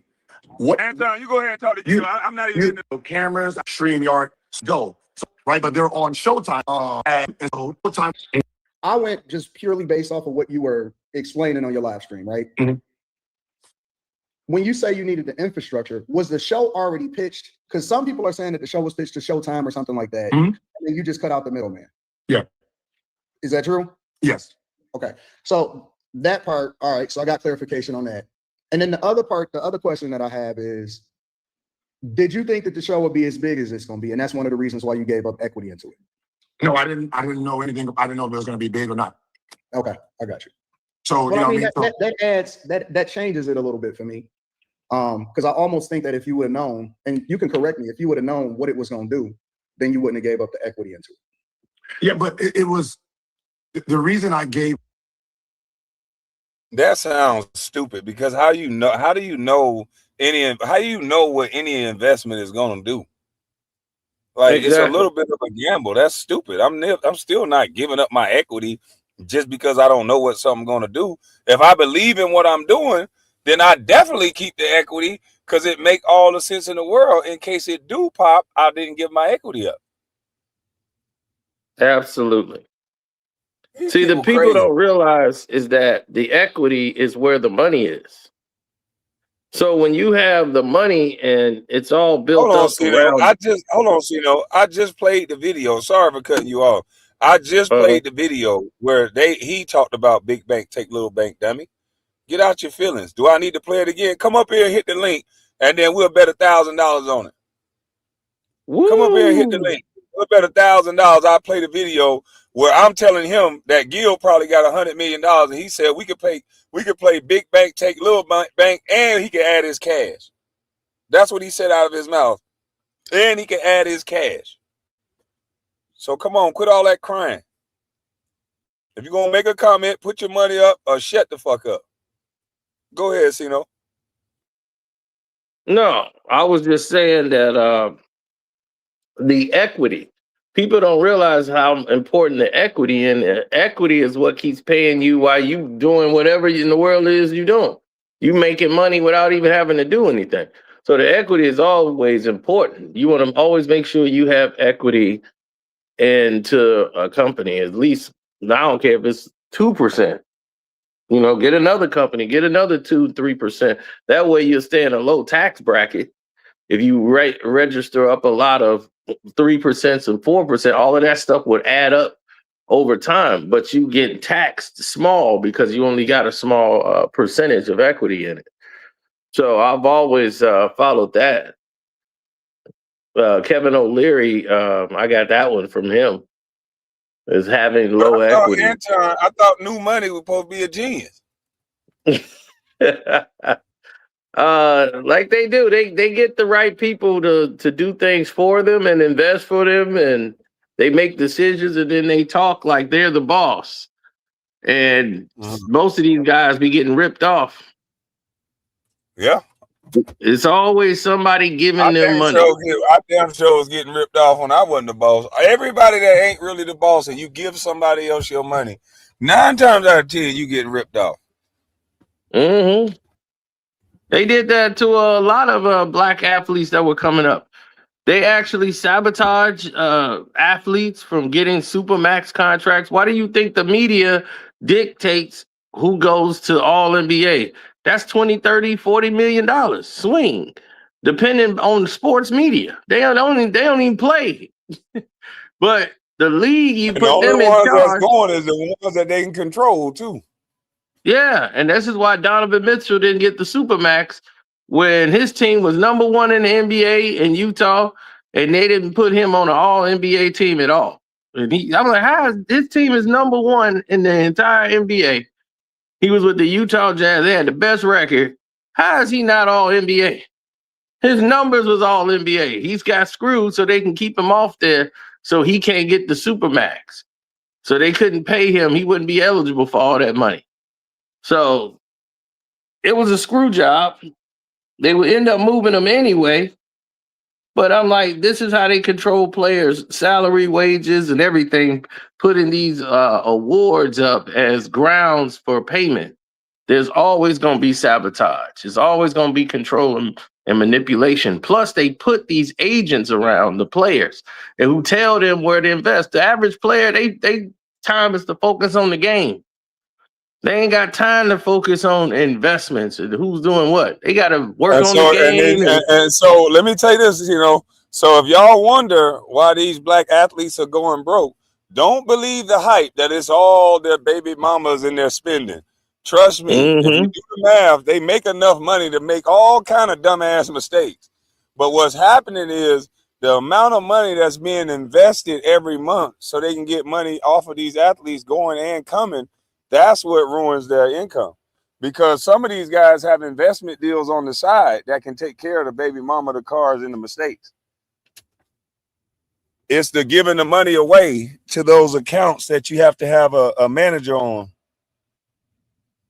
That's when they invest all your money. So they finally agree with Ceno on this one. Ceno will be right about a lot of stuff.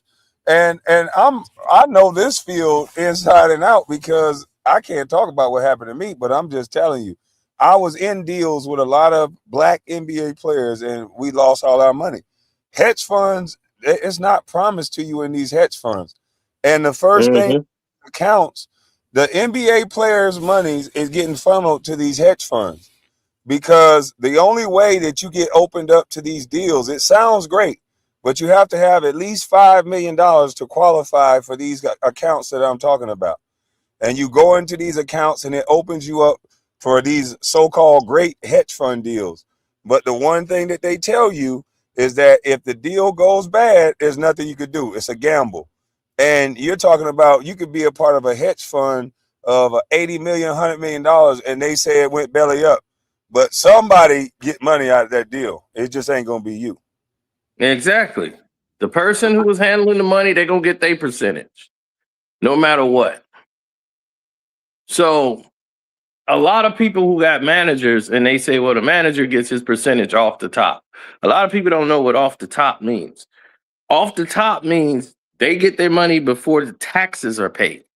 Exactly. So they get the money before any money, the tax man get their money. So you going to pay for not only the manager, you got to pay for the tax too of the manager. So before the money is even taxed, he take the money out and whatever was the original money you was supposed to get paid, you got to pay that. So you paying the taxes and he getting his money tax free. He ain't got to wait. And guess what? And then on top of that, if that manager lose you money, he still gets paid.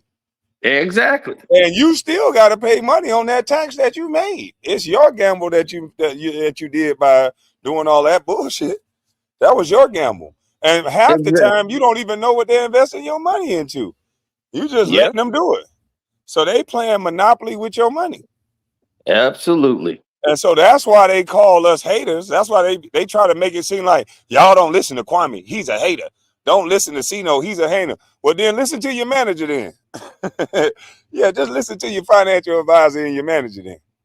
Right. So there's no reason why now players are getting smarter because people are like giving them the 411 and they're seeing it. The majority of your money is gone off taxes.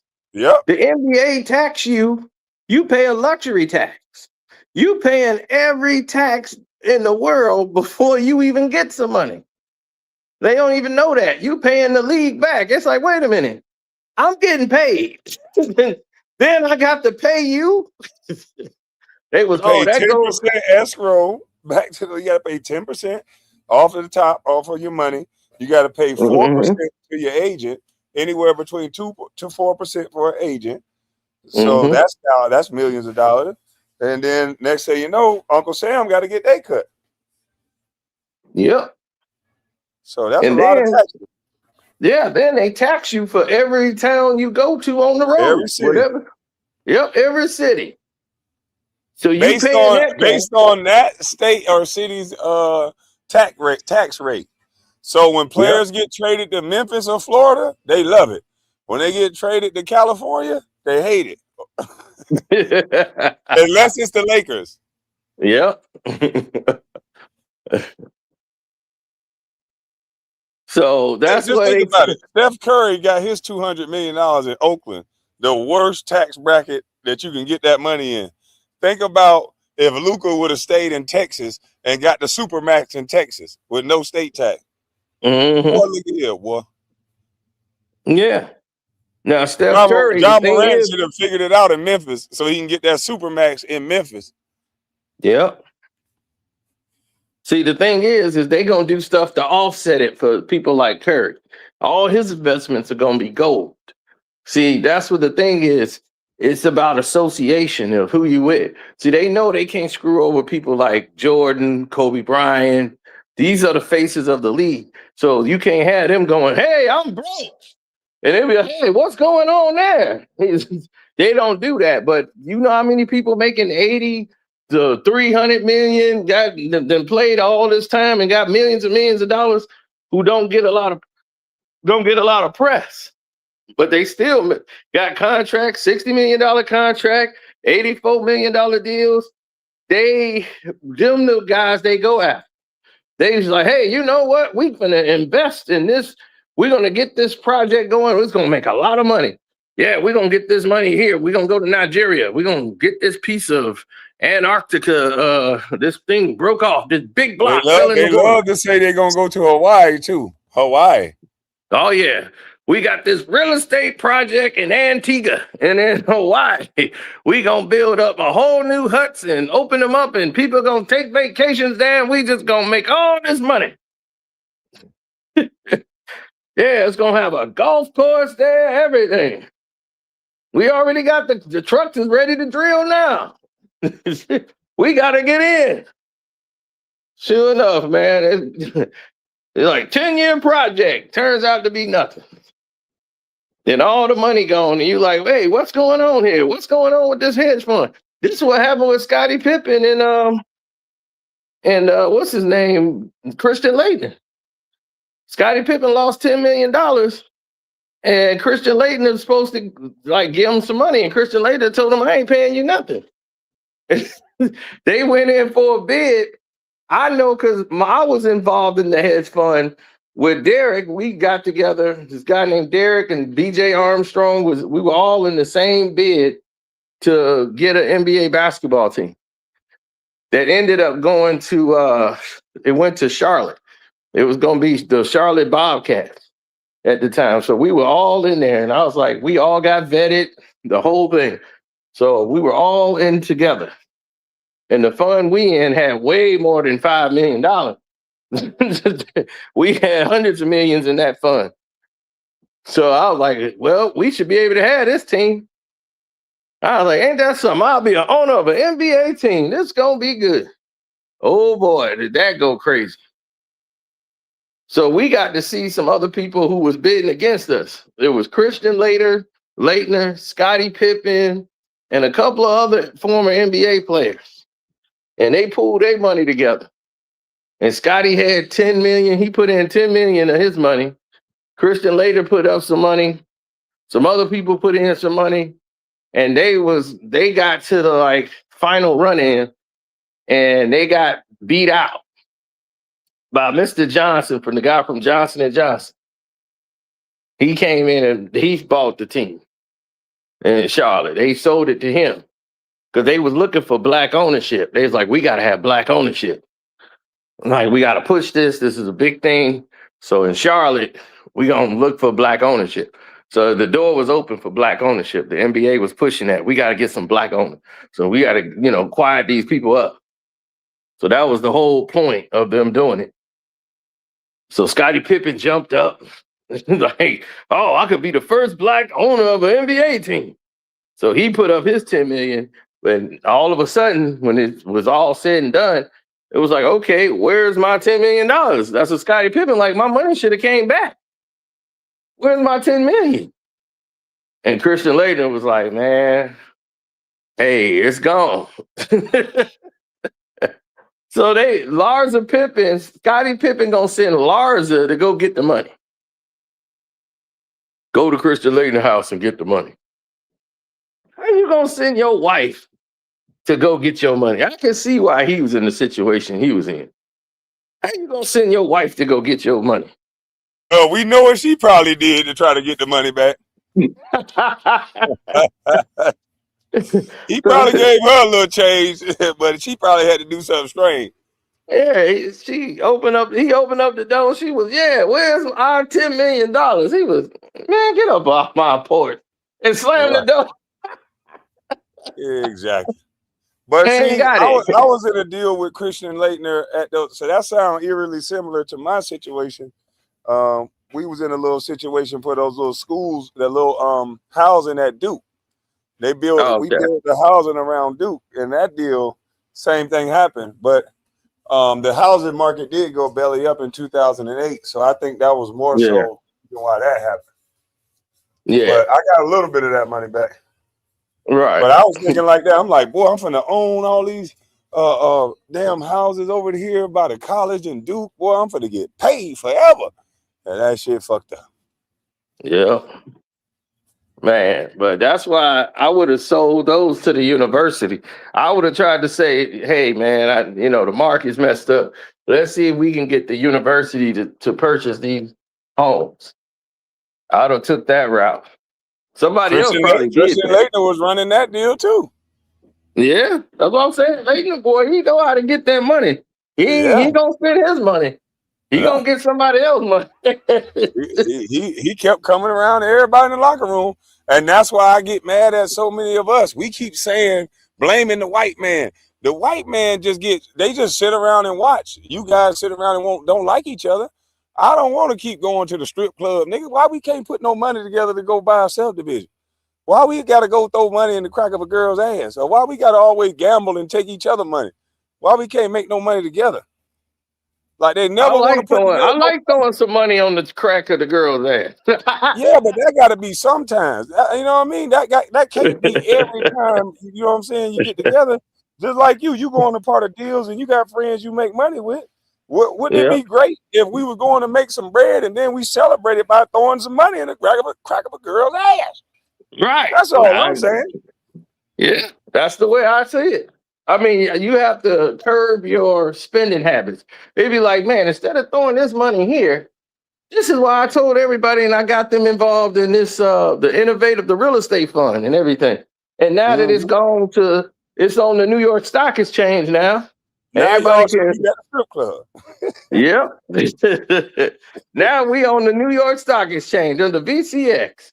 Everybody was, man, I thought this thing, man, I didn't think it was real, Ceno. In less than a year, we up there already. I was like, yeah. And we got 2 more funds. If everybody getting money, the strippers happy, everybody happy. Yep. And see, that's what Gil and them should be thinking about. He's a selfer. He want to sit around and talk about nonsense all day and want them to hand him some money. That's all he's going. I want them to hand me a check. You gonna work. You got nothing that you can pass down to your kid. He want to have his kids and breed them with Melly so they can come out tall so he could put them in the NBA. Because by the time 18 years from now, the money gonna be crazy in the league. I'm like, one, there's no guarantee they're gonna make a lot of money or go to the NBA. But let's say they do. You train them well, they go to the NBA. How long do you think they're gonna last? Kenya Martin got a son, Kmart Jr. KJ, he played in the NBA for about 5-6 years. He right now in China. So how long do you think that's gonna last? And he could play. He just was small guard. But how long do you think that's gonna last? To make that a meal ticket or whatever, that window is gonna be so far to get through in the next 18 years. He probably be going overseas to play in the Euro League. All the overseas guys coming over here. Yep. It's right now 180 European players. There's 450 jobs. We're at 180 right now. So they'll be at half in the next 2-3 years. They'll be at half and half. It'll be 50% European. Yeah. And I blame them. That's it. All this goes to these entitled people from the hood. They get that money and I don't feel like running in the day. It's a national televised game. I don't want to play, man. I'm going to sit this one out. My knee's sore. Yeah. All of that you doing, all that entitlement, not realizing that this is a privilege to be in this position. People are dying to get into your spot. Yep. And now they you don't got like it. it. And let's keep it a buck. They don't like to see, a lot of people don't like to see Negroes making that kind of money anyway. No, Just having my truck alone get me dirty looks. That big whitey get me dirty looks by some people. They don't have that type of stuff. No, they don't. And once they see that, I'm a landlord, rub people the wrong way. I'll be like, damn, what you want me to say I am? Yep. And that's exactly how they label you. And they don't want to see y'all make this money. So that's why they said, man, they didn't bleach the league. Man, I looked at the Lakers. It went from showtime to snow time. Yep. Like Too Raw for TV called them the Beach Boy.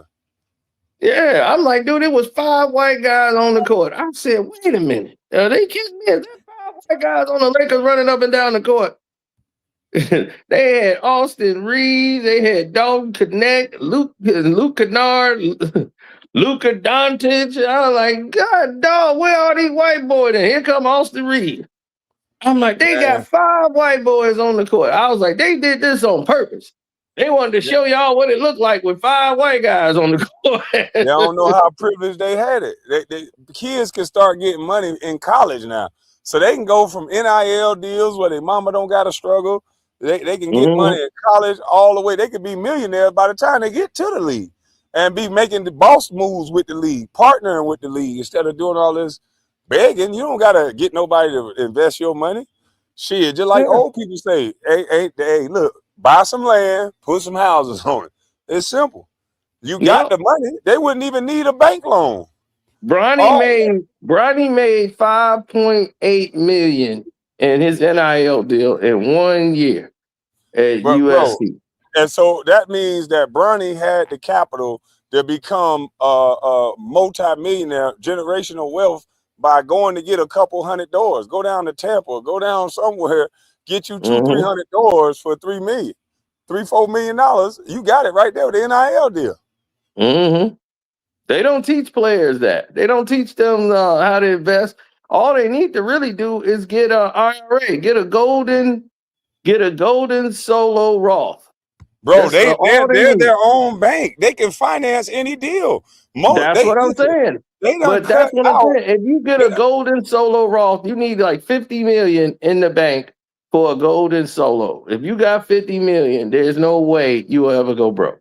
But even for the players that don't have 50 million, I know Matt Carroll, before he got the $30-something million deal, he was already making plenty of money outside of the game.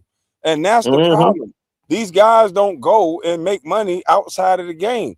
These white guys play basketball and they're already creating subdivisions and things like that. That's how they stabilize themselves. They stabilize themselves through real estate, through the ownership in real estate. Then they branch off and try to do everything else. But majority of the white people I know, they stabilize their money through real estate. And after they own the assets, they take the money from the assets, and now they're going to play with some more, stocks and real estate and things like that.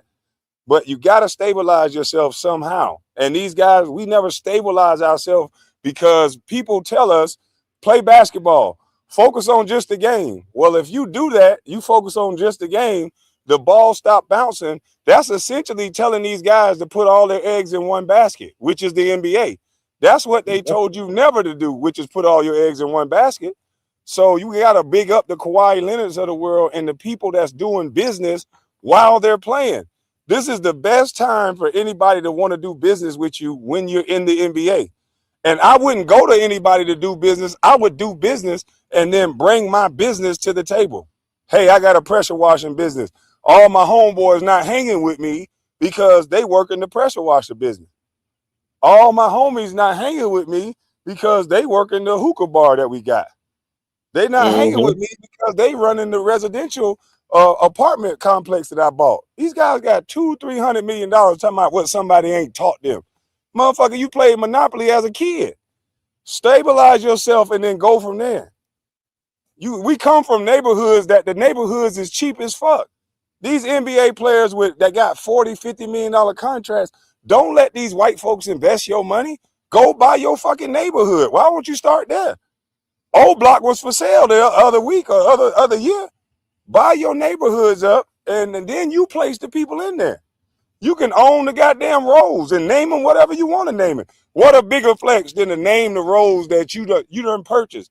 Put them in your mama name. Put them in your family member's name. Nigga, we riding down goddamn Ceno Lane. Kwame Brown's Lane. I'm about to change this name to Kwame Brown's Lane right here that I'm on. Yeah. I mean, that's what the black whole neighborhood, and they did that. The black folks, they got together and built their town like outside of Atlanta. I think it was Atlanta. All these black folks, they built their own town. Yep. Out there in Georgia. So when they did that and they built their own land out there, they made a whole community. And it's like, yeah, it's a struggle. You know, we getting off the ground, but it's much better than the alternative. He's like, here it's a lot more peaceful. We ain't got people over here fighting each other. We got a whole community over here. We finna start. We gonna get the bank. We gonna get everything over here in this town. And I was like, man, that's what's up. I was like, I didn't know they could do that. But yep, they say they money up. Everybody got a house. They getting more people in that neighborhood to move over there, and they building on that land. I said, man, that's incredible. That's the news I'm talking about. But yeah, you can get a regular a solo Roth account if you ain't got the golden is for those with the 50 million. But this is how the white folks do it.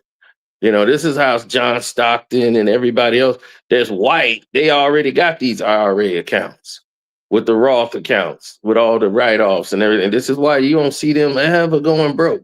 And they ain't make all that money. I was like, John Stockton didn't break the bank like that. But his houses is paid for. Everything he got is paid for already. He ain't got to do another thing, and he still got money coming in. Because he got them Roth accounts, and it's just coming right in. Like they said, man, you could take $10 million, your first salary, KB.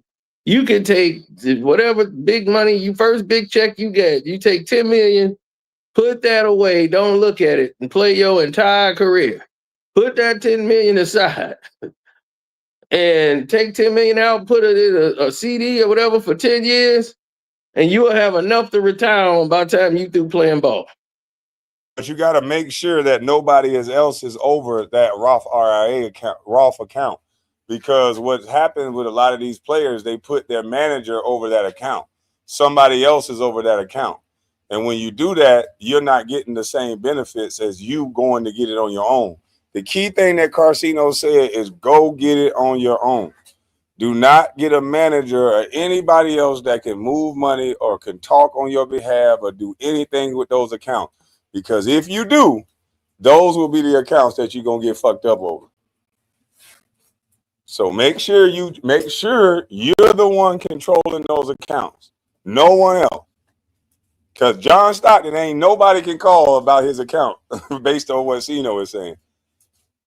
But let me play this part where he finna get to Kenyon real quick, and then we get back to that. Okay.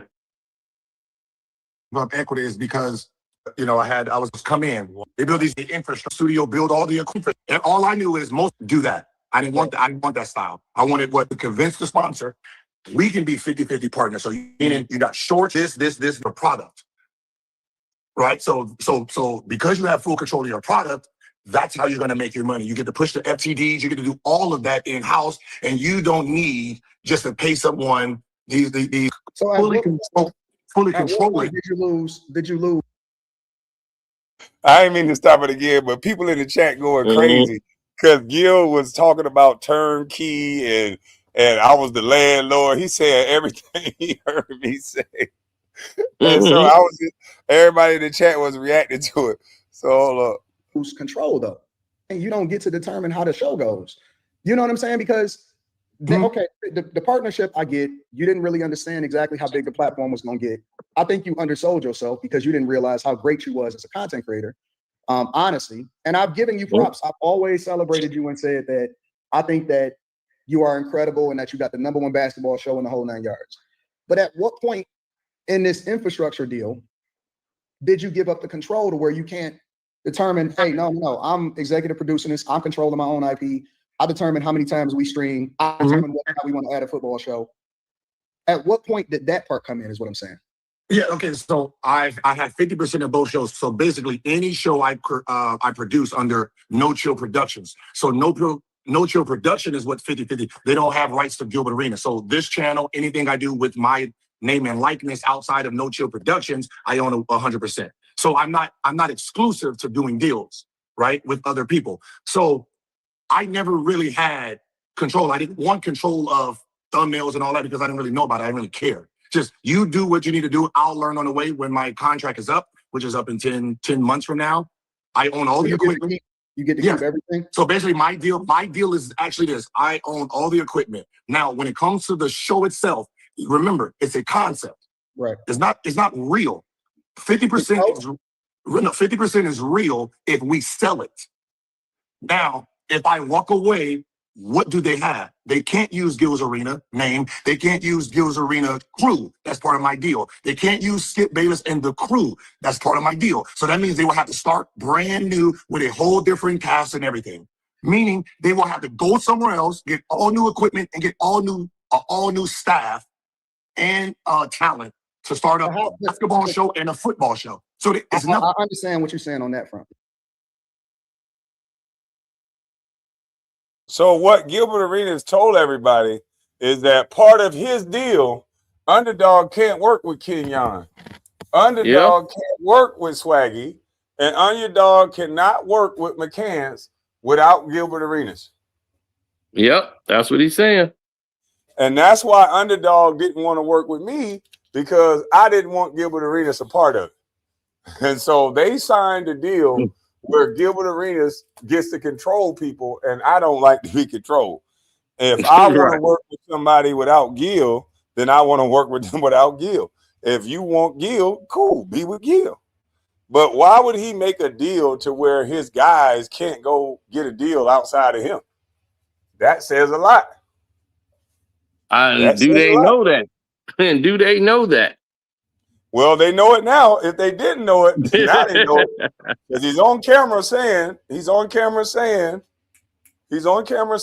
that, hey, y'all can't go nowhere. You got to go get a whole new staff, a whole new talent, a whole new everything. Yeah, and he told me that too. So it's right here written down. Mm-hmm. So we got it both ways. We got him saying it auto, and we got it written. That's a shame. I'm gonna do a deal. I'm gonna do a deal with you, Ceno, but part of that deal is you can't do nothing without me. What kind of narcissistic shit is that? Hey, well, he can't forget me though. I gotta be in that deal. 100%. What I'm saying is, how is these niggas able to take your name off of your channel, bro? That's your name. No, okay, it wasn't them taking the name. I thought and felt this. I watched Matt Barnes, right? He had All the Smoke podcasts. Then he added, first he added Kevin Garnett. Right. So the Kevin Garnett show is under All the Smoke podcasts. So there's no Kevin Garnett and Paul Pierce, nothing. You're hidden under someone else, right? And then they added Rachel Nichols, hidden under someone else. So I was like, well, these two got hidden, but they're all individuals. I'm one person. I got a football and basketball. But if I had the Gil's Arena page. Now, Gil giving y'all too much of the game, and this is why people don't like Gil. Because, see, he's telling that a lot of these guys that y'all think have good podcasts, they get pushed because they get up under other podcasts. And that's why they don't like me. They want me to work with and do deals with people because of all the traction and attention that I get without any push. They're like, hell no, let's take this guy out the algorithm. Because at one point, everything I said, self-talk, a bunch of people reacted to, it shot around the world so quick. It was like, oh, hell no. We made ESPN respond to me this next day. That's too much power. So hey, we're going to take this nigga out the algorithm. And when Ceno was in the algorithm like that, it did the same thing to him. That'll happen to you. It'll happen to anybody that get in the algorithm in that way because they want to control things. Yeah, 100%. And as you can see from what he's breaking down and detailing, is that he's trying to talk around in a circle, but he was getting ready to lie to try to allude to the fact rather that his name is being taken down in the background. Like, yeah, it's that show, but in the background, it's my show. Like, I'm still running things. I'm still the man. It's still my show. Behind the background, they just took the name off. No, what you mean to say is you have no control. It's in the contract. It's their show. They get to do everything they want to do. It's a 75-25 split, if you look at it. He keep thinking like, oh, no, it's 50. We splitting 50. There's no 50. There is no 50-50. They have control over the IP. They can tell him what to do. 75 what? So 75-25 split, if you look at it. That's what it is. Wow. A lot of these players in the league, they podcast deal is 75-25. They know it. Gil just trying to hide that fact. But they are putting up the infrastructure. They putting up the money. What Gil was saying is, hey, instead of paying me the money, I don't have the infrastructure. And what they doing is like, oh, okay, they charging you, but paying them. You using their employees that they pay anyway. Now they say, oh, we got a sucker here. We'll just use him to pay him. So all the money that was supposed to go to y'all group, your crew or whatever that they using, the underdog people, they paying them out of your money. You think they losing the money? No, they gonna use your platform to make as much money as they can. And once they see you, they ain't getting the signups. Some people got to go and get cut. That's why now less studio, less people there. Your people gone. You can't tell them not to. You have no control. That whole Miko situation he started. He didn't get in there and do nothing because there's nothing he could do. Underdog control everything. He know that. The hiring, the firing, it's all them. You could bring in talent and they'll say, okay, we'll try it out. We'll take them. And then if they don't like them, they say, hey, they got to go. So that's why all the women got cut first. He wanted to keep the guys, but the women got cut.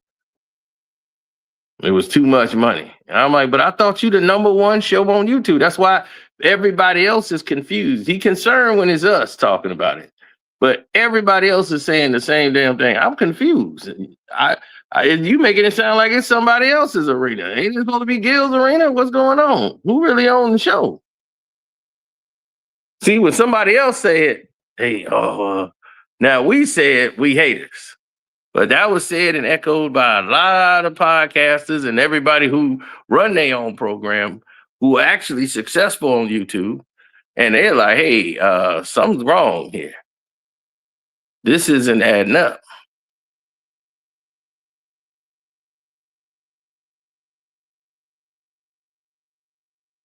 I'm just astonished that somebody that's been in the NBA that would give take a 75-25 split when it's YouTubers that don't have a name like Gilbert Arenas that has built a platform that is strong.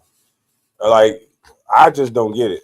I don't get it. So I guess money is everything.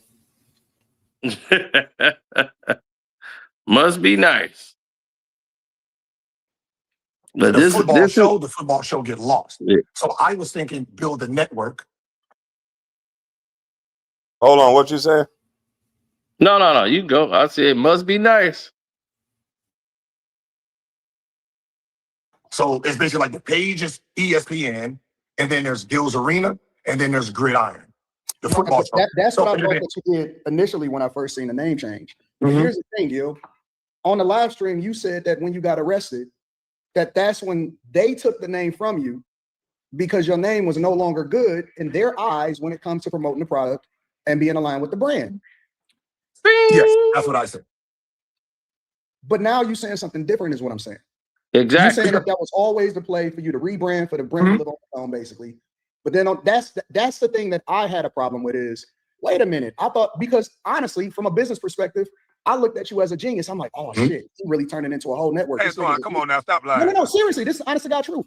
This on everything, on my father's grave. I said, Gil is a genius. He about to take on all of these other ESPNs and all of this other shit. And he don't need nobody to do it. I'm gonna be honest with you, bro. Like from a content creation perspective, how you built the brand, how you put your homies on and shit like that. I salute you. And again, I think that you're great. But then at the same time, I tell you what, let's put some clarity on it. Now that we know he don't own, but 50% underdog put them other people on. But we got to give them a shout out too. Let's give underdog a salute too. Here's my thing. Because I look at you as such a great businessman and as a great content creator, my expectation of you is higher. Because I don't look at you. I know you a contributor on the show, but I'm gonna just be honest with you. I don't look at you in the same vein that I look at the rest of the niggas that's on the show. Because you the brain, right? You the brain. Without you, none of them other niggas exist in my mind. There's plenty of niggas that start a basketball podcast that ain't popping at all. That shit is trash. Let's just keep it 100. So and without me, Gil don't exist. So here's the thing. It's like podcast. Without you, none of them other niggas exist. Because you the brain, right? You the brain. Without you, and I look at you, I know you my expectation of you is higher. Because I don't look at you. I know you a contributor on the show. But I'm gonna just be honest with you. I don't look at you in the same vein that I look at the rest of the niggas that's on the show. Because you the brain, right? You the brain. Without you, none of them other niggas exist in my mind. There's plenty of niggas that start a basketball podcast that ain't popping at all. That shit is trash. Let's just keep it 100. So and without me, Gil don't exist. So here's the thing. It's like, no, man. It's the other way around, Kwame. That's what you said, Gil. I think Wait. If that wasn't already bad enough that he's sitting there listening to a stranger say that those other guys on the show that ain't even in the same vein as him, other NBA players, one played on his team, they ain't in the same vein as him. He right there, just eating it up. Ain't say, nah, dog. They're my cast member. This is my guy. He don't say nothing. He right there just chilling with it. So come on, man. I told him the truth. Nigga, without me, you nothing. You didn't have this show goddamn couple years ago. You came in riding the wave of us talking. Now watch what he say after this. Antoine, let me check him real quick. Kwame Brown. That's what you said, bro. You went You viral. said you built No Chill Gil and it went into Gil's arena. That's what you said. Kwame, you didn't say that clear enough. Kwame, before you said my name on your YouTube channel, you had 1,300 people. You said my name. About you though. And he's trying to play like he Billy Badass. That's straight up cap. When I said your name, nigga, you said you ain't want no smoke. You said you saw me beat up 3-4 people. You said I don't want nothing to do with Kwame. You waited until other people in Charleston White and other people started saying something to me, and then you came on in. So stop playing, boy. Tommy Sotomayor said something, and then you come running up under Tommy, coward. My name, hold on. You said my name and you blew up. The king. 1,300 hit now, but it was you playing golf. Or did you? Stop yelling. I'm letting you talk, but you can't just yell. This conversation is not about to turn into you arguing with Kwame. You said something about a man creating a studio, and now it's a big bank take little bank conversation. You want to argue with me because you broke, nigga. I think you're broke, nigga. You want to argue with me? A nigga say you ain't got no money. Let's get back to that. No. You want to argue with me all day? I think that I have more assets and money than most of these niggas, including Gil. I ain't changing that shit. So we can get. I didn't ask about. That's a whole. Now look, he said this in Gil's face. I don't know why he tried to weasel his way around it, because that's what you said. You said let's play big bank take little bank. We ain't talking about most of these niggas. Most of these dudes ain't on the panel. The one dude on the panel that you said let's play big bank take little bank with, and he can add his asset. Gil hears this and don't say nothing. No. You want to argue with me all day? I think that I have more assets and money than most of these niggas, including Gil. I ain't changing that shit. So we can get. I didn't ask about. That's a whole nother conversation. We can get to that in a minute. What I'm trying to understand is, and I'm speaking from the lens of a fan, right? Because I watch you as a fan. I watch you as a person, just like everybody else, because I think that y'all shit is popping. All right. I think that you great. I'm a huge NBA fan. I'm courtside as many games as I can because that was my dream going up, is just to watch you niggas hoop, right? But I'm speaking from a fan's perspective and from this lens. We looked up to you niggas, right? And so I have a greater expectation for you than I have for everybody else because you have always, in a sense, been at the forefront. I don't understand, and a lot of people have been reacting the same way, and I feel the same way. We kind of feel like that's selling out. You know what I'm saying? It's selling out to get them folks your shit, bro. Because it ain't always about the money. when you get rich, it's like, how much more shit can you possibly buy? Like at some point, it's like, we expect for y'all to actually be the businessman, to be the lightning rod, to not let other people take your shit or other people be able to tell you what you can and you can't do with your platform. That's the lens I think that a lot of people are saying from your perspective, from y'all. It's like, how much money will it take for somebody else, for them niggas to be able to, because it's almost like they look at your shit is more valuable than you look at your shit. We look at your shit like that because when we look at certain platforms and shit and it change because it get too corporatized or people can't say what they want to say and all of that stuff, that hurt us because y'all are a part of the culture, a part of basketball culture that's not sold out. When we see all of these fucking gambling companies buying into these NBA teams and the Dallas Mavericks and all of that shit, I hate that because it's like, okay, so it prices out the fans. They can't even fucking go to the games no more at a reasonable rate and all of this stuff. And I know they got to pay NBA players salaries and everything because it's a business, but at what point do we balance it out to where we can have independently people that's great, that create great shows like you? Or is it always 100% about the bag? It all depends on what you're talking about. Like you're talking about, when did I give up control? The beginning was 50-50, right? I sold them the concept of something that I thought would be good. They funded it for it to be where it is now. So at the end of the day, you got to look at a partnership. But you got to look at a partnership. You don't need no nigga to fund your ventures. You rich, my nigga, right? Yes, but why do I need to spend my own money on the concept? Because it's your IP, it's your product. Huh? It's your IP, it's your product. I don't know if it's a product yet. So you remember, He don't know if his words that come out of his mouth is a product yet. He don't know that his intellectual property, the things that he's saying online, I bet Underdog knew, because you say they own it, right?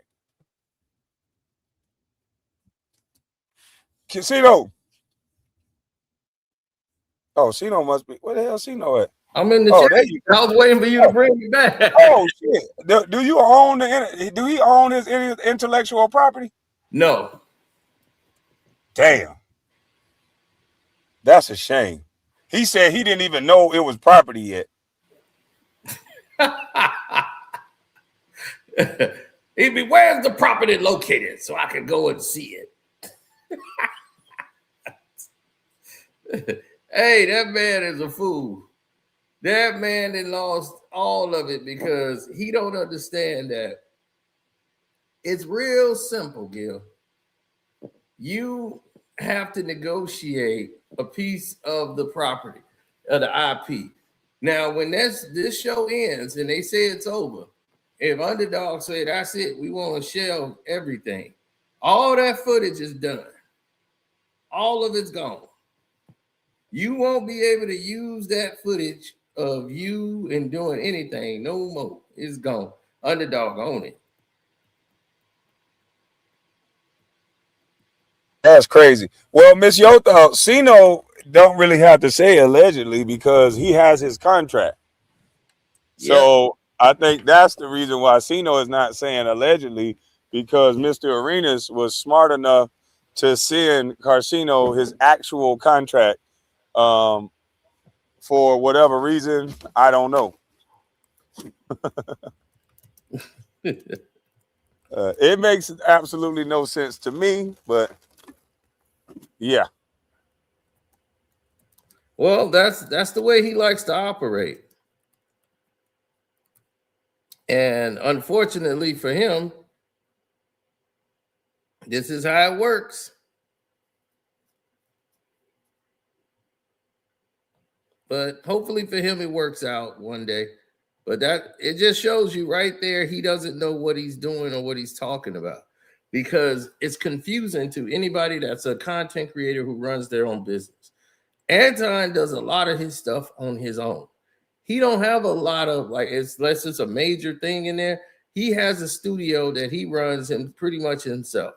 He could do a lot of the thumbnail stuff and activity. He could do all that himself. So he don't have a big staff. Lowe told him, dude, you only need maybe 4 or 5 people.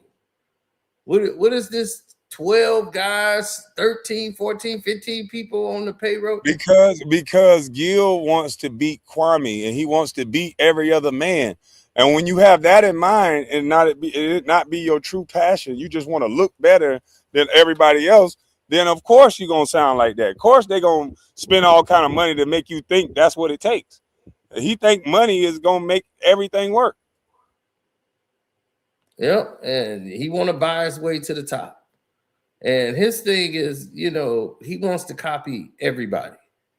So when he saw Manuel Acho breaking down plays, he saw you breaking down the NBA games, then he want to try to do it. Okay, now here's what happened on this play. He was on the show for the first time ever. They ain't never did that before.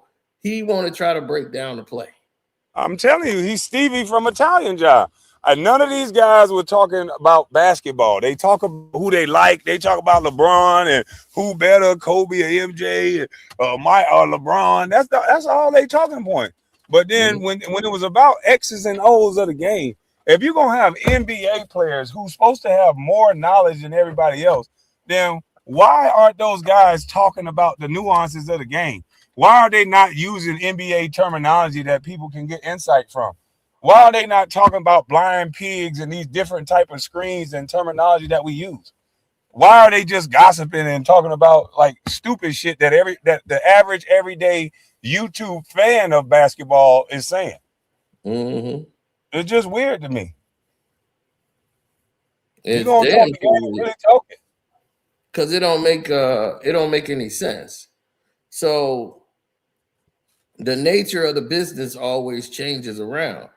So when they start seeing things and put into development, the fact that he didn't ask for more control, he probably wouldn't have got a deal. That's probably why, you know, that's why now he's begging for Netflix to give him a deal.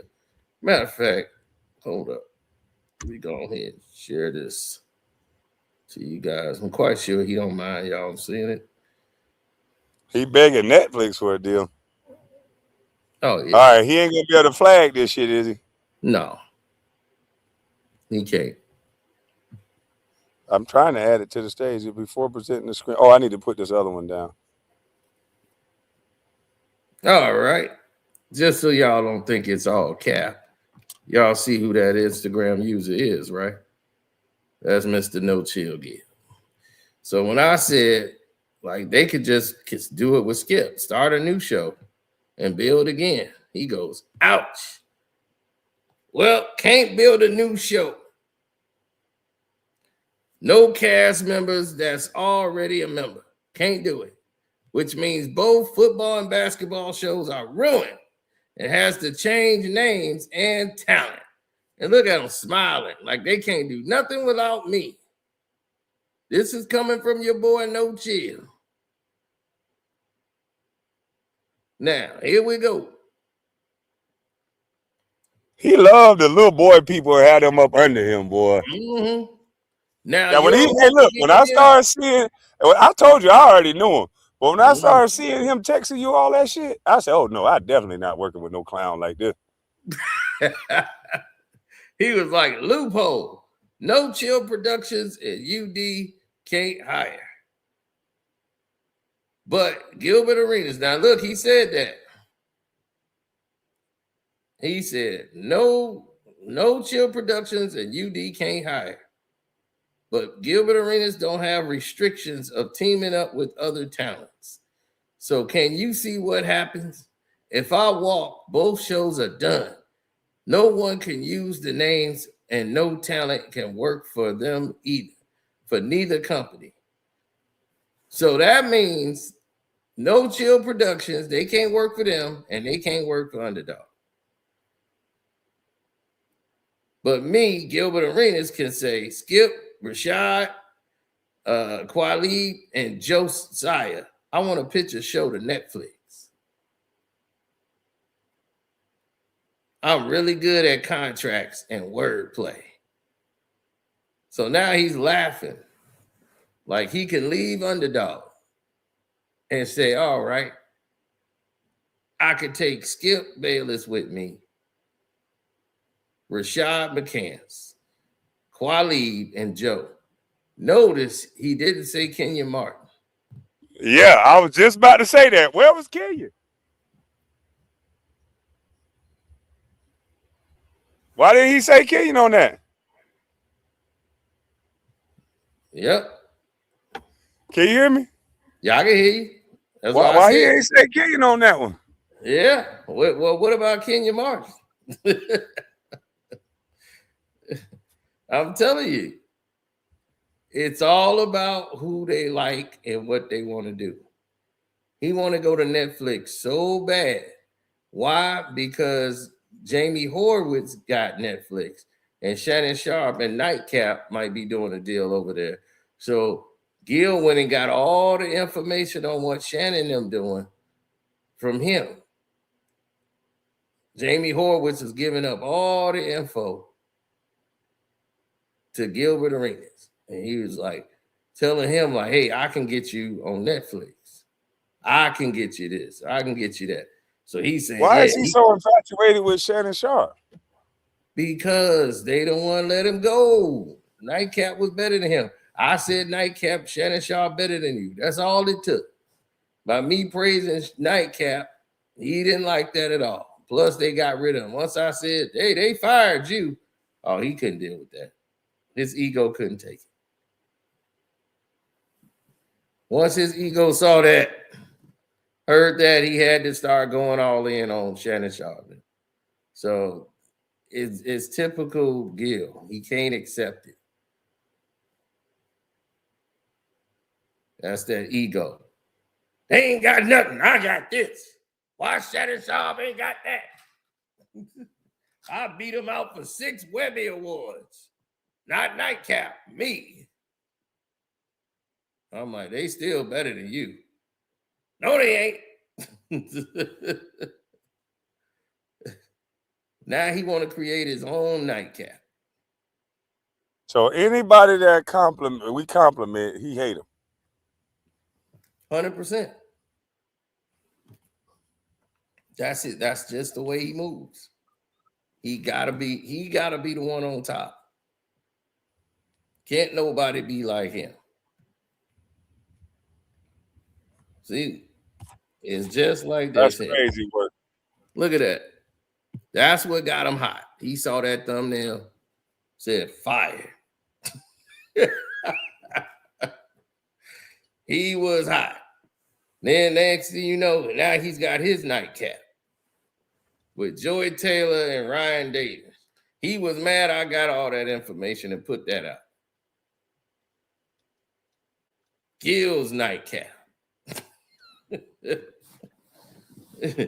Gil's Nightcap was, we gonna talk sex talk, just dirty, nasty stuff, late at night.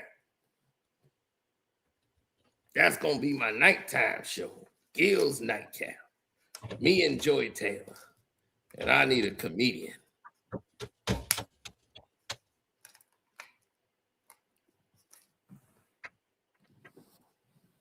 Man, that's crazy, man. Yeah, they was, let's get Ryan Davis. Yeah, Ryan Davis would be perfect. So he want to do Gil's Nightcap, where he gonna try to compare duck lips with Joy Taylor. Who did it better?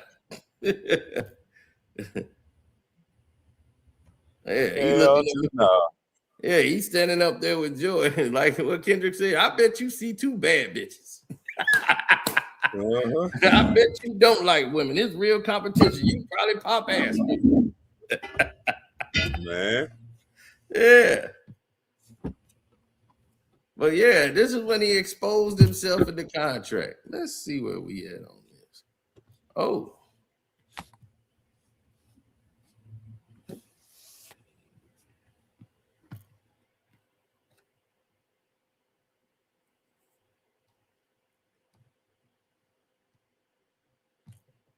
Uh-oh. This thing came in a little too hot. Let me see if I escape this thing down a little bit. Why is it not scaling down? There it is. I'm like, why is it not scaling down, son? It should be scaled down a lot more than that.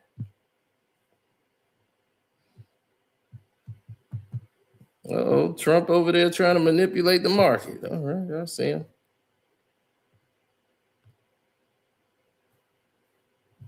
Uh-oh, they trying to sabotage the line. What's going on around here? Okay, there we go. We getting there. We getting there, KB. Man, he said he don't believe Gil sent them everything in the contract. He sent the whole damn contract. Is it all the pages, Ceno? From what it look like all of them. Yeah. Well, he shouldn't have sent that. To me, he shouldn't have sent nothing. Right. He don't send anything.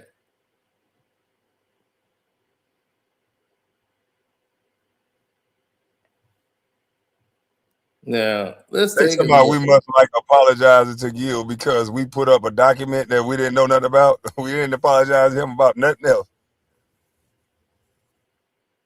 Yep.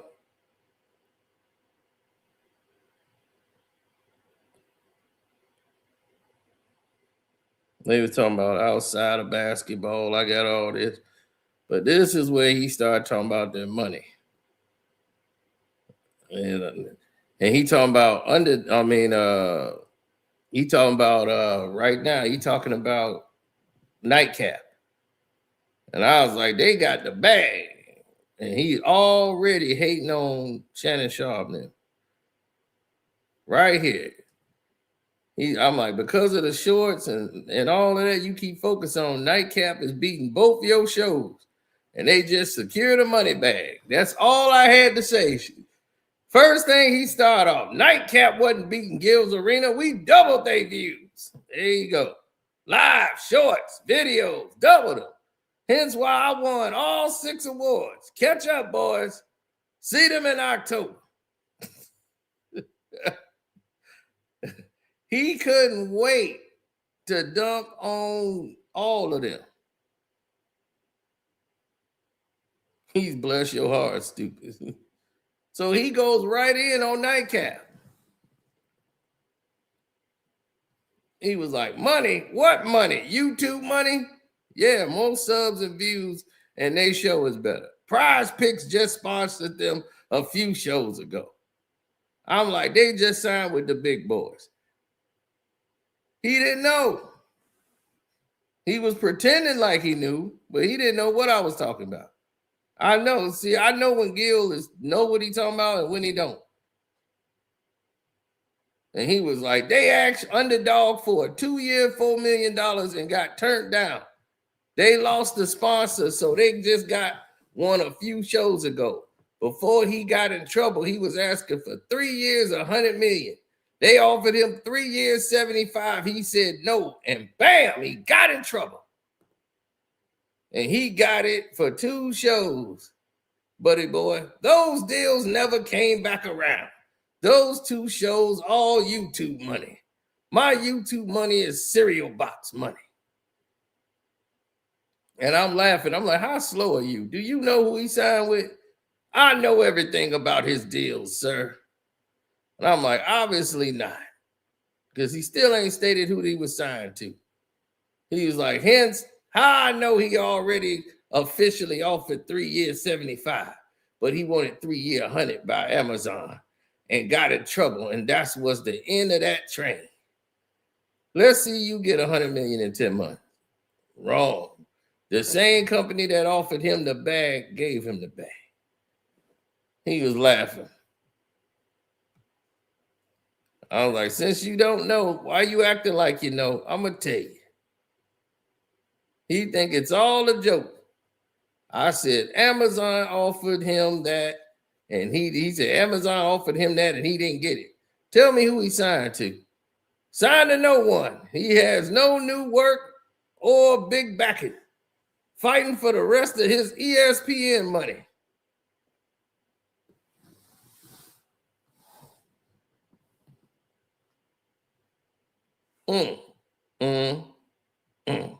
This boy is certified slow. I don't see most of this, but it's just like, damn, man. Just remembering that he sent all this shit. Fighting for the rest of his ESPN money.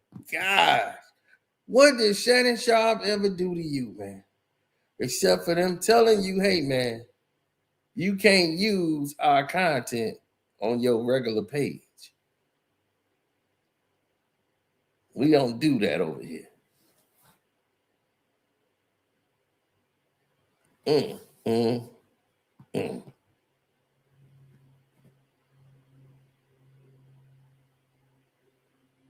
I'm not about to read no contract. I think Ceno got it. Do you got that on your Patreon? Oh no, I'm not reading this contract out loud. Yeah, I'm not reading this guy. They crazy. Wait, David. You're not getting me with that.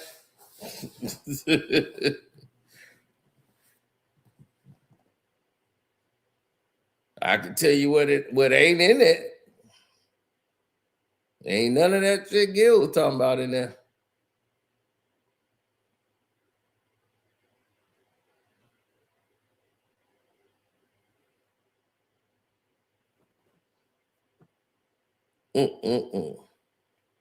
Look at all of that. That's why you see that. He's like, the volume deal ended. He talking all about him. I talked to his agent yesterday because he wants to sign with me. Jamie Horowitz. You see that? Jamie H. He was trying to say Jamie H like I didn't know who it was. Talked to his agent yesterday because he wants to sign with me. Jamie H. Stop pretending you know stuff you clearly don't. Yes, so I know everything, sir. Jamie Horowitz. That's what I put in there.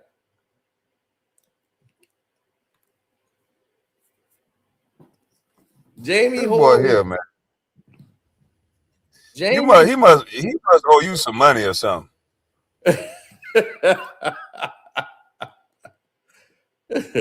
I'm like, this is the craziest thing I've ever seen in my life. This dude didn't sit there and outed Jamie Horowitz. This is gonna mess him up completely. He could kiss Netflix goodbye. Because Jamie Horowitz got the relationship with Netflix. So he wanted to put this out to the world. He done just screwed up.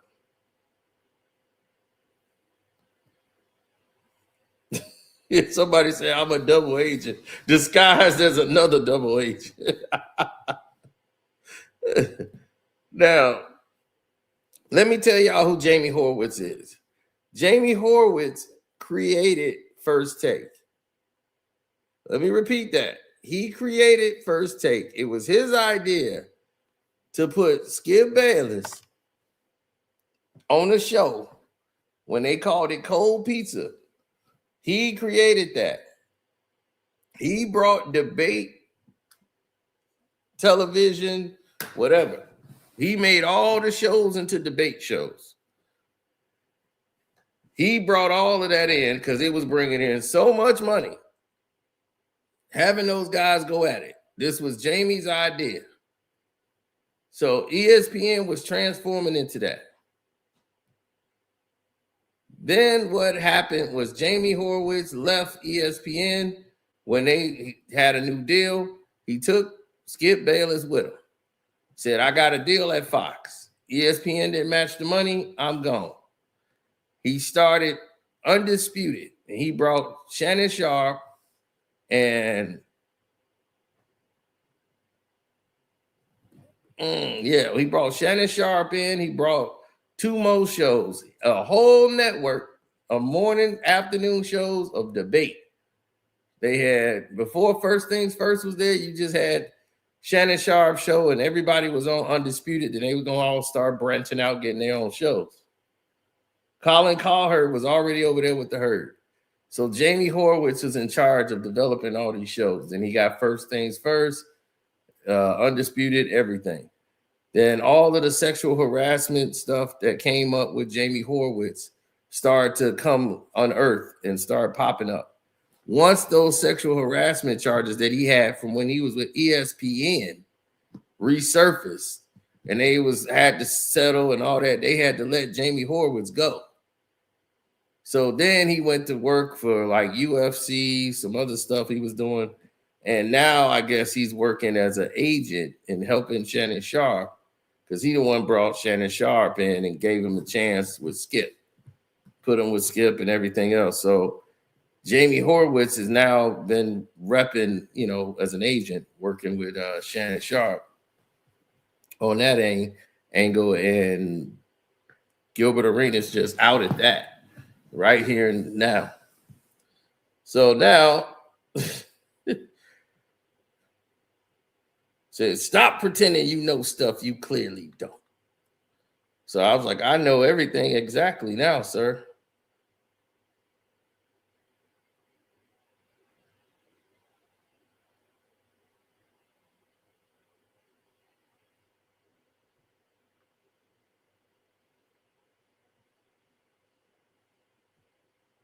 Mm-hmm. Then he shows himself in the Amazon suite. Then he talked about Bubba Dub and Jeff Teague had to get out they deal and all this craziness. He exposing them. So when I told him that he don't know what he's talking about and they signed a massive deal, and he was, who's this company that did this? Right? So he's mad. He's like, I'll hit them in the morning to show that you capping. And I told him, I'm glad you asked finally, sir. It was Playmakers. So now before you answer with your lack of knowledge, do your homework. Who owns Playmakers? Come on, mister, I already know the information. Use your chat GPT. Then say, I'm sorry, Ceno, for doubting you. Gil don't like when I talk to him this way. He feels this like makes him feel like he's less than. I kind of put him in his place and embarrassed him because he didn't know what was going on.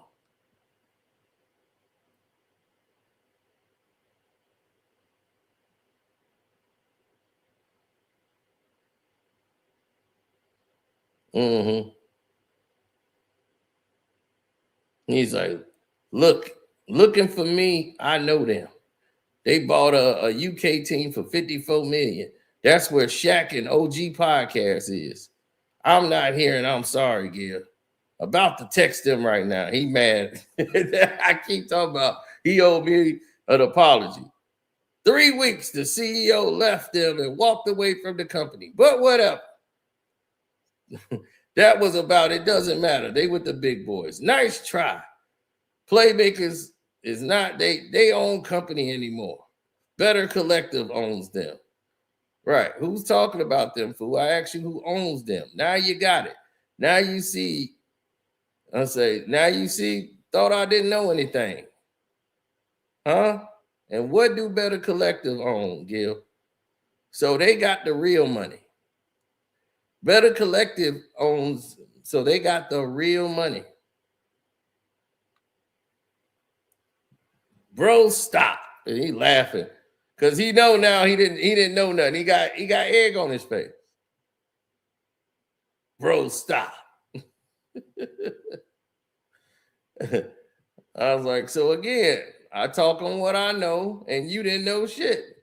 It's okay. You tried and failed again. Shannon has no actual podcast deal.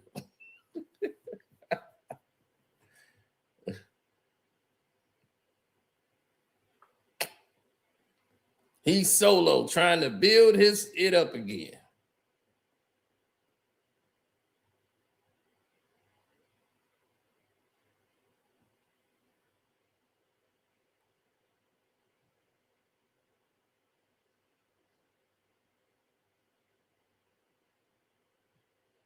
So you see what all Better Collective own. They own Playmakers. They own every last one of them. This is a multi-billion-dollar industry. You think that $100 million to Shannon Sharp is, they own Yard Barker. They own everything. That's Better Collective. They own it all. They're not worried about paying Shannon Sharp any money. They own Playmakers. That's just one of the companies they own. All the betting sites, all overseas in the UK. Better Collective own all that. So that just goes to show you, Gil don't be knowing what he's talking about. Once again, he just talk out his ass. and he just hates Shannon Sharp. That's it. So once again, we just wanted to show you that to get you guys the realization for the ones that didn't see it.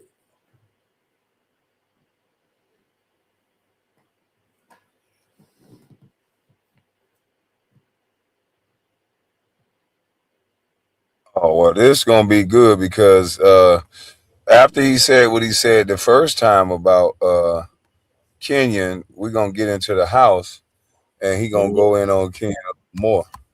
Yep. Call him like a Neanderthal. The whole game. I didn't know it before. Let me ask you a question, Gil. Did you even want Skip and them on your show, honestly? Yes, I'm the one who got Skip. Hold on, Anton. Let me say this. Here you go. I'm See, gonna be you honest. asked a question. Like, I thought we were talking. Yeah, let me. That discussion. We did a deal, and that's the same deal with them. Right? There's no blueprint. I don't know anything. So I told them the idea. What do you have? So now, if I redid a deal and that's the same deal today, contracts up, finally, then we can have that discussion. Now I have everything. Now I have 4 studios here in my house. Right? Now I know the whole game. I didn't know it before. Let me ask you a question, Gil. He has 4 studios in his house that the HOA won't let him use.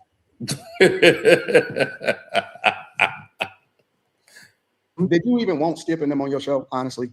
Yes, I'm the one who got Skip. Hold on, Anton. Let me say this. Here you go. I'm you asked a question. Like, I thought we were talking. Gil, you need to watch yourself, bro. We're not going to do that. We're going to be respectful. This is my show. I know it triggers you to have me speak, but we're not going to do that, okay? If it bothers you for me to speak on my show, you can leave. But at the end of the day, I'm going to be honest. Most athletes and most basketball players, we're used to having people do things for us. So a lot of athletes don't know how to do it, and nor do they try, because we're so used to people telling us to shut up and dribble that we believe in that concept. So Gil said honesty when he was on the show with that other dude. He was honest. He said, I didn't know how to do it, nor did he seek out how to do it. But no, this is a guy who went to college. He should have sought out how to do it and how to run a business. Credit for, though. One of the things that we got to give Gil credit for is that this nigga is transparent as fuck. Like we have to give him credit for the things we give him credit for, but we also have to not let him weasel his way out of things he don't want to take. I don't think he weaseling his way out of it, Kwame. I think that he just being transparent about it from both sides. You know what I'm saying? Well, that's just my opinion. We got to give him credit though, Kwame, because I give him credit, but I'm going to be that more. Most people will never do that Gil does is that he just keep it 100, right or wrong. Because he's like a baby. He don't know when to not say stuff. I would have never said that. Now I know this fat neck nigga like to talk over people, but he's too busy trying to gas Gilbert up because clearly he wants to work with Gil in the future, because he was up here talking this big bank take little bank talk, and then he started talking all this, Gil is a genius. But Gil is like a kid. He don't know what not to say. That's why you are in possession of his contract and all the personal information about him and Shannon Sharp and every other player, because he's too stupid not to know that you don't supposed to say that type of stuff. Yep. I would have never gave up 50%.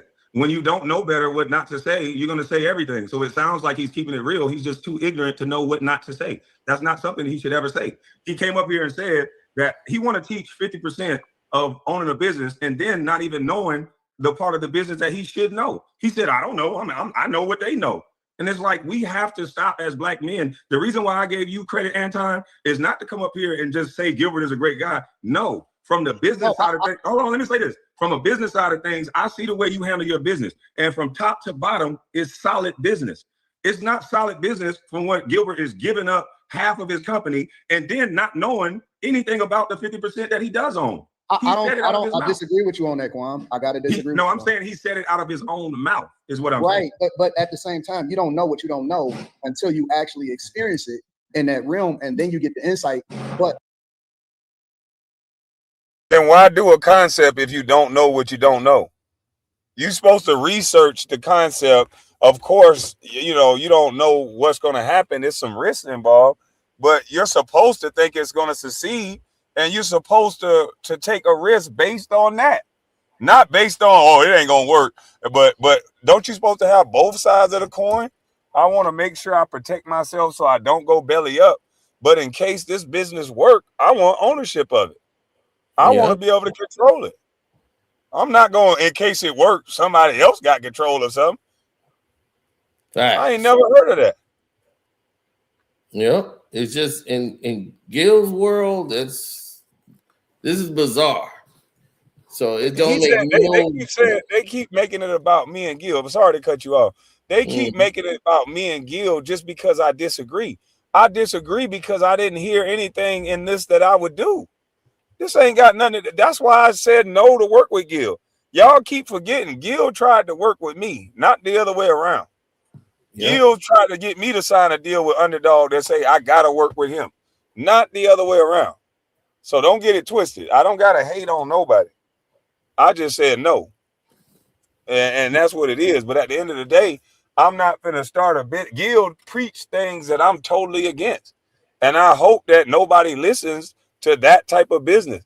That's that somebody above you, somebody over you type of business. That's corny. This man scored 60 on Kobe, but got zero confidence in any ability that he does that's going to work on his own outside of a push by Zaddy. That's weird to me. Very weird. You believe in yourself, then you're supposed to go for what the fuck you know. This coward shit. I'm just gonna look like I got money. Money is temporary. You know, that's why you see the OJs and you see all these people that they give up ownership for the bag, and then they look good for now, and then 40 years from now they out there trying to sing with their hip going out. You don't give up your ownership because that can pay you while you can't work. He's selfish. He all about himself because this show could have paid him for generations, and that's why they help promote this idiot, because this ain't what you do. Facts. Kevin Samuel's YouTube page is still making money, people. Yep. Somebody getting paid over there. My thing is that not that it wasn't a good business move, because business is about money, right? I'm not looking at it from the business perspective. Business is about money. It depends on who you talking to. Business could be about ownership. He talking about business is about money. All money ain't good money, so I don't do all business.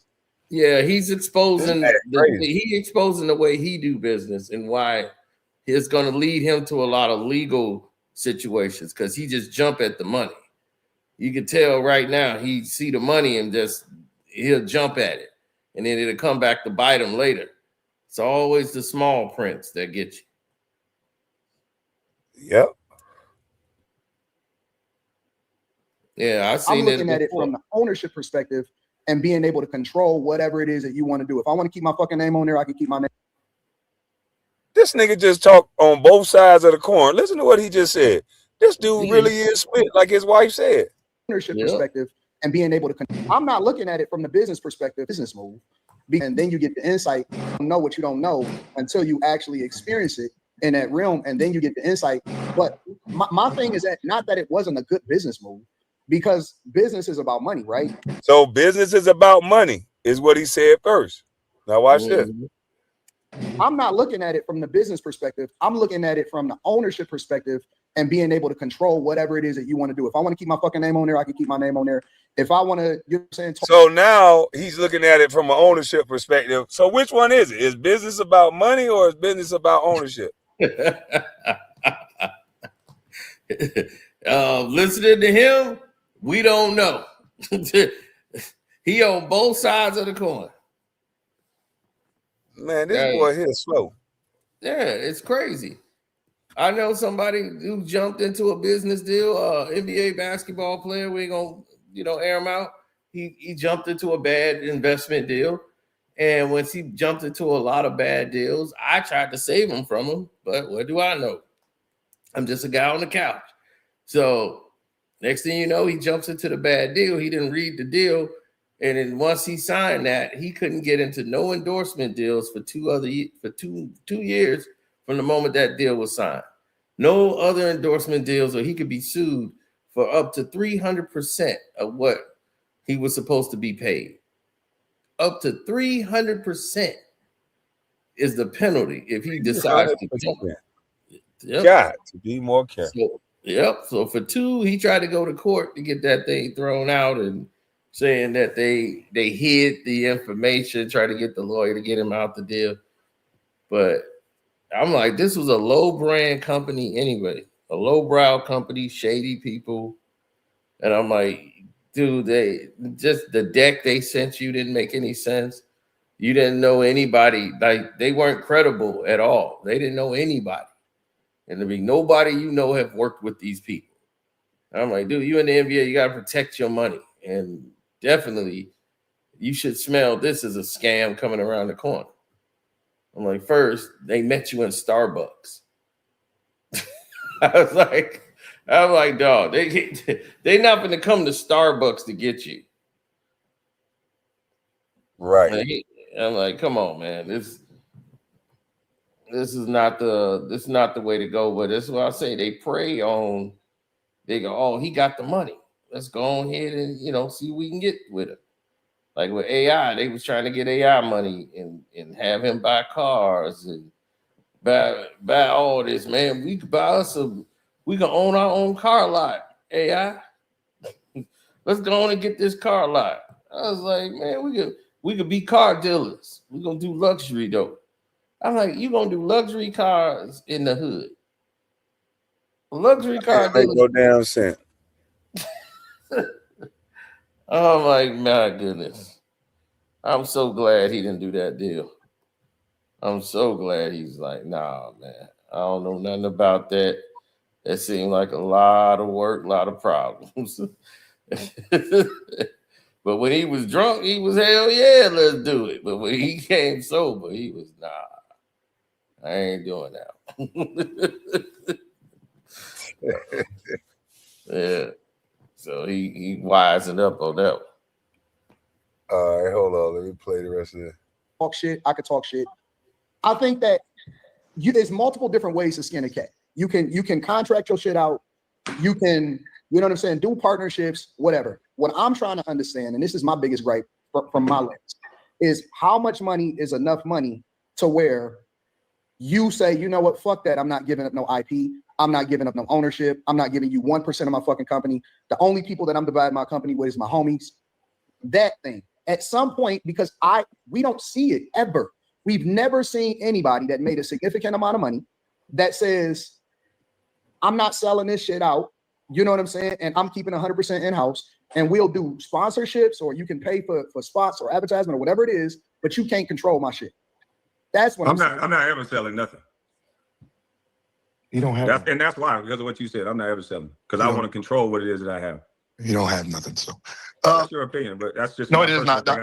So okay, now here, let me ask a question since that guy's over there. Kwame, how many pages you have? That doesn't matter. I'm just how many pages? I'm not trying to make you look stupid here. I own everything I have outright. So how many channels do you have, Kwame? That doesn't matter. Move on. I'm not going to have an effeminate argument with you. We're trying to learn from this. This is a grown-ass man conversation. Listen, I can go to your channel if you want to actually have a conversation, since he doesn't want to. No, but he wants to keep interrupting the conversation. I said move on. I got Kwame is the one that started this live stream. I said move on. No, because you're saying something you don't know. It's a business, but there was no business. So Kwame, you got 4 pages. So let's say you have Kwame Basketball, that old channel that you lost. If you can take that channel and somebody give you 50% of it to make it into a real show that makes you millions, you're saying you won't do it even though it's nothing right now. No, because I have a hard drive with all of that content on it because I own it and I can just upload it on another platform. On another platform? Yeah, like Rumble or Kick.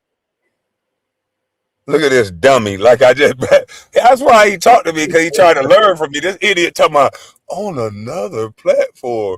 Yeah, idiot. If you own the damn information, you can put it wherever the hell you want. Clown. That's what I was trying to tell you. Stop talking so much. You just like to talk. You run your mouth. You yap, yap, yap. And then when I told you, so you thought you had me, you're doing all this loud talking and yelling. Yeah, I can put my shit on Twitch. I can put it on Kick. I can put it on all these other platforms, sir. Yep, and that's why they be like, man, y'all work for YouTube. YouTube, y'all boss. I'm like, no, it ain't. I'm like, we can do what we want. I was like, how they our boss? They just distribute our product. They pay us to distribute the product. They pay us to put ads on our product. But we own the video. I can take the video and put it anywhere I want. They can't, YouTube can't tell me nothing about it. It's my video, so I can do what I want with it. Boy, that mother trucker right there was so stupid. You said you could put on another platform. And I think right after that is when he got his Twitch. He went and got Twitch and got and I think I'm telling you, every time he talked to me, what he does is he runs he runs over and does exactly what we said. That is 100% fact. You see how he shut up right away after you said that? Let's hear him get quiet again. Watch this. Right now, that makes you millions, 50% of it, to make it into a real show that makes you millions. You're saying you won't do it even though it's nothing right now. No, because I have a hard drive with all of that content on it because I own it and I can just upload it on another platform. On another platform. Yeah, like Rumble or Kick or anything. It's my property. But you're saying that content. I'm saying if someone took the channel itself and turned it into a real production ESPN show, you don't use that channel anymore. There's nothing going on with it. And you're gonna get 50%. What, you got 10,000 subs? You're gonna get 50%. They turn it into the Kwame show. You got millions on it, you're making millions. You say you want to do that, and there's nothing to do with it right now. And you still keep your other channels. But I'm stupid for giving away a business that didn't exist, a channel I wasn't using to build structure for a business and an empire I have today. Yes, and I'm gonna tell you why. Because you Gilbert Arenas.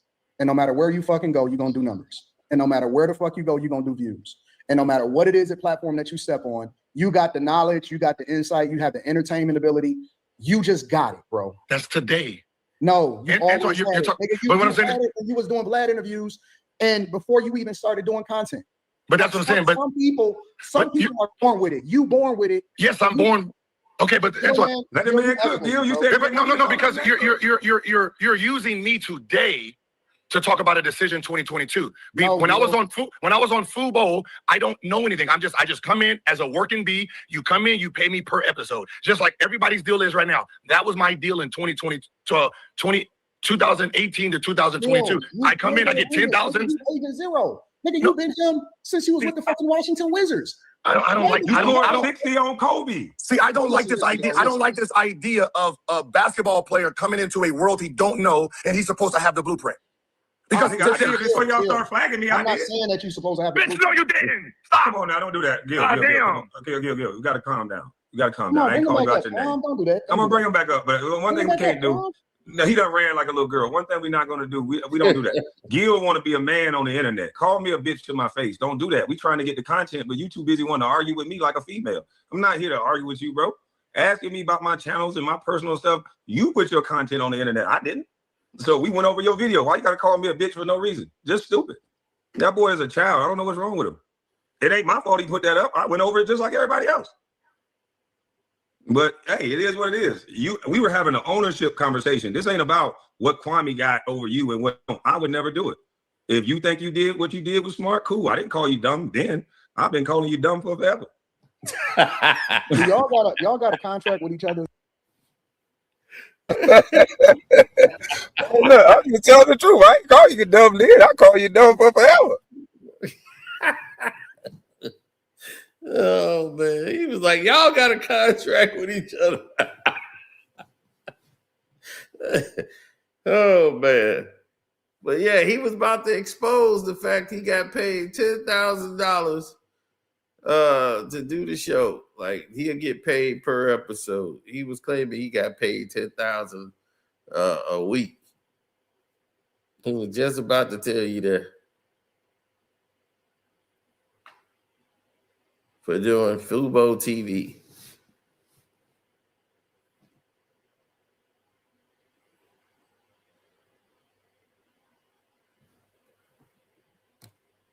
Oh man, I thought this was my stream guard. I'm trying to press the button. I was like, what is going on here? Man, Okay, that's he that slow. one Yeah, more he that time. slow. He said one more time on another platform. But as you can see, when the man was talking negative about Kenyan, this man never said nothing. So Nope. I don't know what people don't see. This nigga, every deal he did, he made sure that nobody else couldn't do nothing outside of him. Yep, and he just showed you. He's like, I can go take Skip, Quali, I can take all the other talent, and we can go someplace else. But they can't stay there without me. But I can take all them, Josiah. But the only person he didn't name was Kenyon Martin.